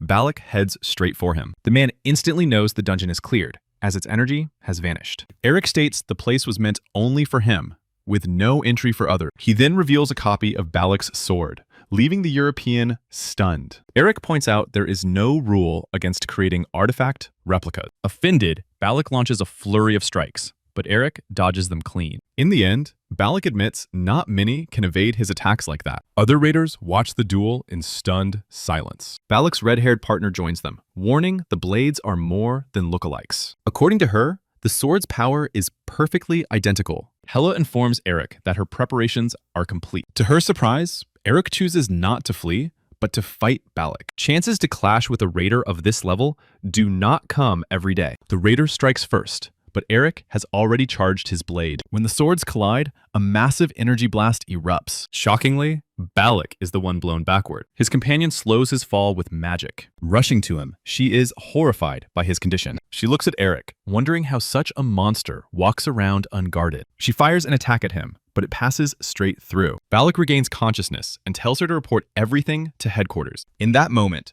she realizes their opponent was truly overwhelming. Meanwhile, Hela teleports Eric back to their hotel room. The next day, after wrapping up in Iceland, the hero returns home. Suddenly, his phone rings, asking if he has chosen a club yet. Clubs are raider interest groups, usually formed by second-year students. Through them, students take jobs and earn serious cash. Of course, good results only come from getting into a strong club. Eric recalls his past life, where he was turned into little more than a slave. Despite friends urging him to join theirs, he only promises to think it over. Back home, the hero drops onto the couch, completely drained. Hela calmly notes he has pushed himself hard these past days. Suddenly, every hair on her body stands on end. Over the city of the first monster breach, the sky itself begins to crack. From the lit sky, a man falls straight down to the ground. Landing hard, Heimdall grinds his teeth, pissed that a goddess clone actually stalled him. Hela is more shocked by his choice to appear near the ruined city. Eric realizes that students will soon start gathering there. The goddess guesses Heimdall read his near future and acted first. Eric decides proper prep is needed to face an enemy like that. As a trial reward, Grungnir gifted him giant blood. With it, Eric can boost strength and wisdom by 30 points. He notes with regret that consuming it requires special rank first. Still, Eric gained a second gift, the Giant's Fury ability. Thanks to it, damage to Asgard gods and Valkyries doubles. Together with Hela, he heads into the forest to train. The legendary Thor-derived skill proves hard to control. Hela warns that without fast leveling, his body may break. After training, Eric focuses on the raven hunting task. Self-healing helps, but it will not fix the core weakness. Suddenly, a car stops beside him. Melissa, a rival guild leader, calls out and suggests a talk. She wants to recruit Eric into her guild. As payment, she offers the Fang of Nidhogg. That blade ranks second in auction value, right after Balak's sword. Eric admits few would gamble like that on a 17-year-old. He asks what else hides behind such a generous deal. Melissa admits Eric's feats and connections match the Fang's worth. Eric flashes a sharp grin and asks to judge the deal by holding it once. Unaware of the risk, she allows it. The moment he grips it, insane energy floods his senses. To Melissa's shock, he calmly sets the weapon back. With a polite smile, he thanks her and walks away. Rage hits her hard, as no sane raider would refuse such a prize. Back home, Eric activates Weapon Insight and recreates an exact copy. He knows every move now must be calculated, and every chance taken. He can barely imagine how strong the god ahead truly is. Suddenly, Nadine calls him. She invites him to a raider festival in a few days. Eric sees it as a perfect chance to gain more power. Festival day feels calm and almost peaceful. They roam the grounds, letting Eric ease his mind. Near sunset, an explosion erupts nearby. Sirens instantly announce a dungeon opening close by. Awakened raiders begin mass evacuation of civilians. Eric senses brutal energy from the dungeon and blood in the air. Nadine urges escape, leaving it to pro-raiders. Eric knows running will not help. He feels rotten energy from one raider and knows he caused this. A red-haired man turns with a grin, greeting the great enemy of the Aesir. In the same instant, Eric orders Nadine to run. The redhead steps in front of her, swinging for a strike. Eric moves faster, catching the fist and demanding answers. The raider mocks the title, expecting someone stronger. He reveals himself as one of Odin's ravens, still unnamed. Eric realizes Nadine cannot escape now, so he signals her to stay behind him. He draws his sword and prepares the raven for defeat. In a flash, both launch forward, colliding head-on. The raven fights with a chain, cleanly blocking the sword strike. His form shifts into a plague doctor suit, hinting at a tale about Hugin. The raven describes Hugin as honest, nearly god tier in power. Eric refuses to believe someone like that would try to kill him. The raven claims prophecy forced everything, a power even gods cannot beat. Eric triggers frozen ground, shutting down the nonsense. The raven rushes him in response. Nadine decides she cannot just stand aside anymore. She calls to Eric and throws him an energy core. Eric is surprised, as the stone allows energy transfer between people. Nadine focuses, channeling her power into him. Backed by her support, Eric hunts for the enemy's weak points. He unleashes chain lightning at the raven. The raven blocks and keeps pushing forward. Using the chain like a spring, he draws a dagger and strikes. Eric deflects the blow with his sword. Landing, the raven admits Heimdall was right about Eric's strength. Eric accepts the praise and advances with his blade. He knows prophecy still prevents the raven from killing him. The raven readies his chain to block the next strike. Eric fakes, then smashes the mask with his other fist. The lens shatters, and the raven finally grasps how dangerous Eric is. Enraged by the insult, the raven lunges back. Eric dodges smoothly, hiding his sword. Instead, he draws Nidhogg's fang. The raven freezes, shocked by the blade's presence. In that moment, chain lightning wraps around his arm. Eric strikes while the enemy is restrained. The raven breaks free as the system flags poison from the fang. Eric moves faster, slashing him again. The chain weapon shatters under relentless lightning. Eric notices the poison, slowing his foe. Still, the raven refuses to yield. Instead of Eric, he dashes straight for Nadine. Nadine instantly raises a defensive barrier. The raven crushes it with terrifying ease. With no other choice, Eric hurls the blade as Nadine ducks. A violent explosion fills the air with dust. The system announces Eric has defeated 2 of the 3 ravens. Drained of energy, Eric nearly collapses, caught by Nadine. She presses her lips together in regret. Once again, she feels she failed to truly help him. The next day, Eric walks through the academy courtyard as usual. Suddenly, students swarm him, asking him to join their clubs. Their arguing draws a crowd, and Eric asks them to quiet down. Amid the noise, Jenny steps up to introduce herself. Eric is surprised, since, unlike the others, he never heard of her before. To everyone's shock, Eric announces he will not join any existing club. Instead, he plans to create his own. He shares the same decision with his friends. Gilbert reacts with doubt, since freshmen have never formed their own club before. He already fears the dirty tricks upperclassmen might pull on them. Raven is also at the table, still motivated purely by money. Eric ignores that and says fear means nothing if they grow strong. Despite the workload, he knows their own club will beat joining someone else's. Eric promises money will not be a problem, and their potential points only upward. He hopes these conditions will let everyone truly grow. Together, they head to the Academy Gym. A special spell there boosts gravity. This lets students train harder and gain strength faster. To help recovery, Eric and Wilbert create a special tonic. Soon, the outdoor trial day arrives, and students board buses. Eric warns everyone to stay sharp, since real monsters await. Even if raiders cleared parts of the area, danger still remains. Arriving there, Eric vows his friends will not get hurt this time. They are dropped into an abandoned city where thousands once died. The Academy aims to rebuild it while training future raiders. An instructor warns they will stay here for a full week. Students receive survival kits meant to be shared within teams. After that, survival depends only on the students themselves. The first goal is simple survival, proof of raider potential. The second task is killing as many monsters as possible. Once left alone, clubs immediately start planning. Eric's team claims an abandoned building as their base. Suddenly, Raven senses someone approaching. Minutes later, a crowd of other students closes in. Raven once belonged to that very group. Now, thanks to Eric's persuasion, she stands with his club. The boys take this as a personal insult and want payback. Eric reminds their leader he already beat him during rookie hunts and suggests leaving. The leader counters that this time, he has backup. Eric fires an energy sphere to cool his confidence. He reminds them his friends stand behind him and will not be victims. Ignoring the warning, the group attacks anyway. Their weapons crash not into Eric, but into Gilbert's shield. Mages join the clash. Paula sees this and refuses to let it slide. She raises a barrier, blocking both magic and physical attacks. Nadine steps forward next. She activates the Blade of Alfheim's skill.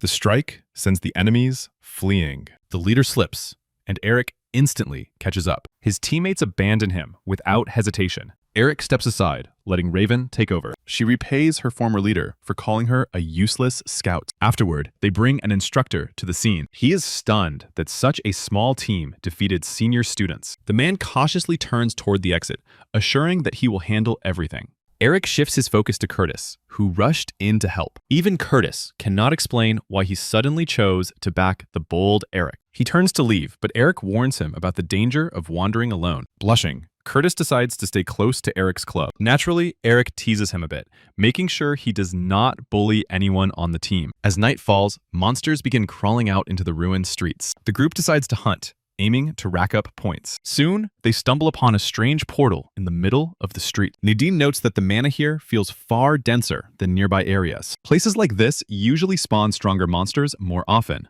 Eric urges everyone to stay sharp, since anything could appear at any moment. The team immediately obeys and draws their weapons. Raven senses where Eric is heading thanks to her instincts, and grows tense. Her only request is a chance to escape the battlefield before death catches her. Eric answers her fear with nothing but a calm smile. After a long night, the group rests and sets up a tent. Gilbert and Paula stay inside to guard the alchemist. Eric and Raven begin patrolling, but harpies suddenly ambush them. Eric wipes them out fast with chain lightning. After that, he and Raven head out to hunt again. Reaching a rooftop, the system warns Eric that he is near the local boss. In the next instant, the Harpy Queen bursts into view. Expecting valuable loot, Eric confidently draws Nidhogg's Fang. The Harpy does not hesitate and charges straight in. Raven barely escapes as razor feathers tear through concrete. Eric moves in as well, dodging the deadly barrage. Closing the distance, he is forced to evade another flurry of attacks. He falls back on a proven move and activates Chain Lightning. Once the Harpy is paralyzed, he finishes her with a clean strike. As a reward, Eric receives wings. He equips the artifact with satisfaction, gaining a form of flight. Suddenly, he notices Raven staring in shock. On the rooftop lie plain, almost unnoticed gloves. The system reveals they once belonged to the first awakened, Rupert. That night, Eric again wonders if Heimdall might strike during this trial. His thoughts return to awakening his true core ability. Dalia once told him about the tragedy that unlocked her power. Even so, she never wished such pain upon her student. These thoughts lead Eric to Nadine. She reveals her ability awakened after a family member died. Surprisingly, she speaks of it as something that person deserved. After her parents died, Nadine lived with an aunt who treated her cruelly. Her grandmother often visited, making life a little brighter. That fragile peace shattered when her grandmother fell ill. She gave all her savings and guardianship rights to the aunts. The grandmother's death crushed Nadine, especially her refusal of treatment. Afterward, the aunt treated Nadine like property, deciding her fate. One day, Nadine returned home to find only smoldering ruins. That was how she lost her entire family before even reaching adulthood. Eric snaps Nadine out of her trance and tells her not to force herself to speak if she does not want to. At that moment, Paula steps out of the tent after hearing noise outside. Unfortunately, she sees not her friends, but Heimdall standing there. Sensing danger, the others rush outside as well. The mere presence of the god is enough to knock them off their feet. Suddenly, Eric calls out to him, arriving just in time to finally face him head on. Heimdall instantly notices the massive energy in Eric and wonders how he obtained Odin's eye. Eric responds by daring the god to take the artifact if the eye matters so much. Raven yells that Eric can never defeat someone this powerful. Eric orders his friends to run immediately. In that very second, Heimdall launches his attack. A single strike sends shockwaves through an entire nearby building. Eric activates Stormwind. Using it, he hurls his friends far away from the danger zone. Nadine insists they should call for powerful instructors for help. Paula agrees and, while fleeing, urges Eric to hold out until they return. Meanwhile, Eric activates Icy Ground. Heimdall is impressed, yet knows the skill needs time to reach full power. The god charges in without waiting. Eric draws Balmung to block the incoming blow. Knowing he cannot let the damage pass through, he anchors himself with chain lightning. As the shockwave reaches him, he braces and blocks it with the sword. The chains strain, barely holding Eric in place. Heimdall rages that a mere human dares resist him. Eric suddenly teleports behind the god, moving in to strike back.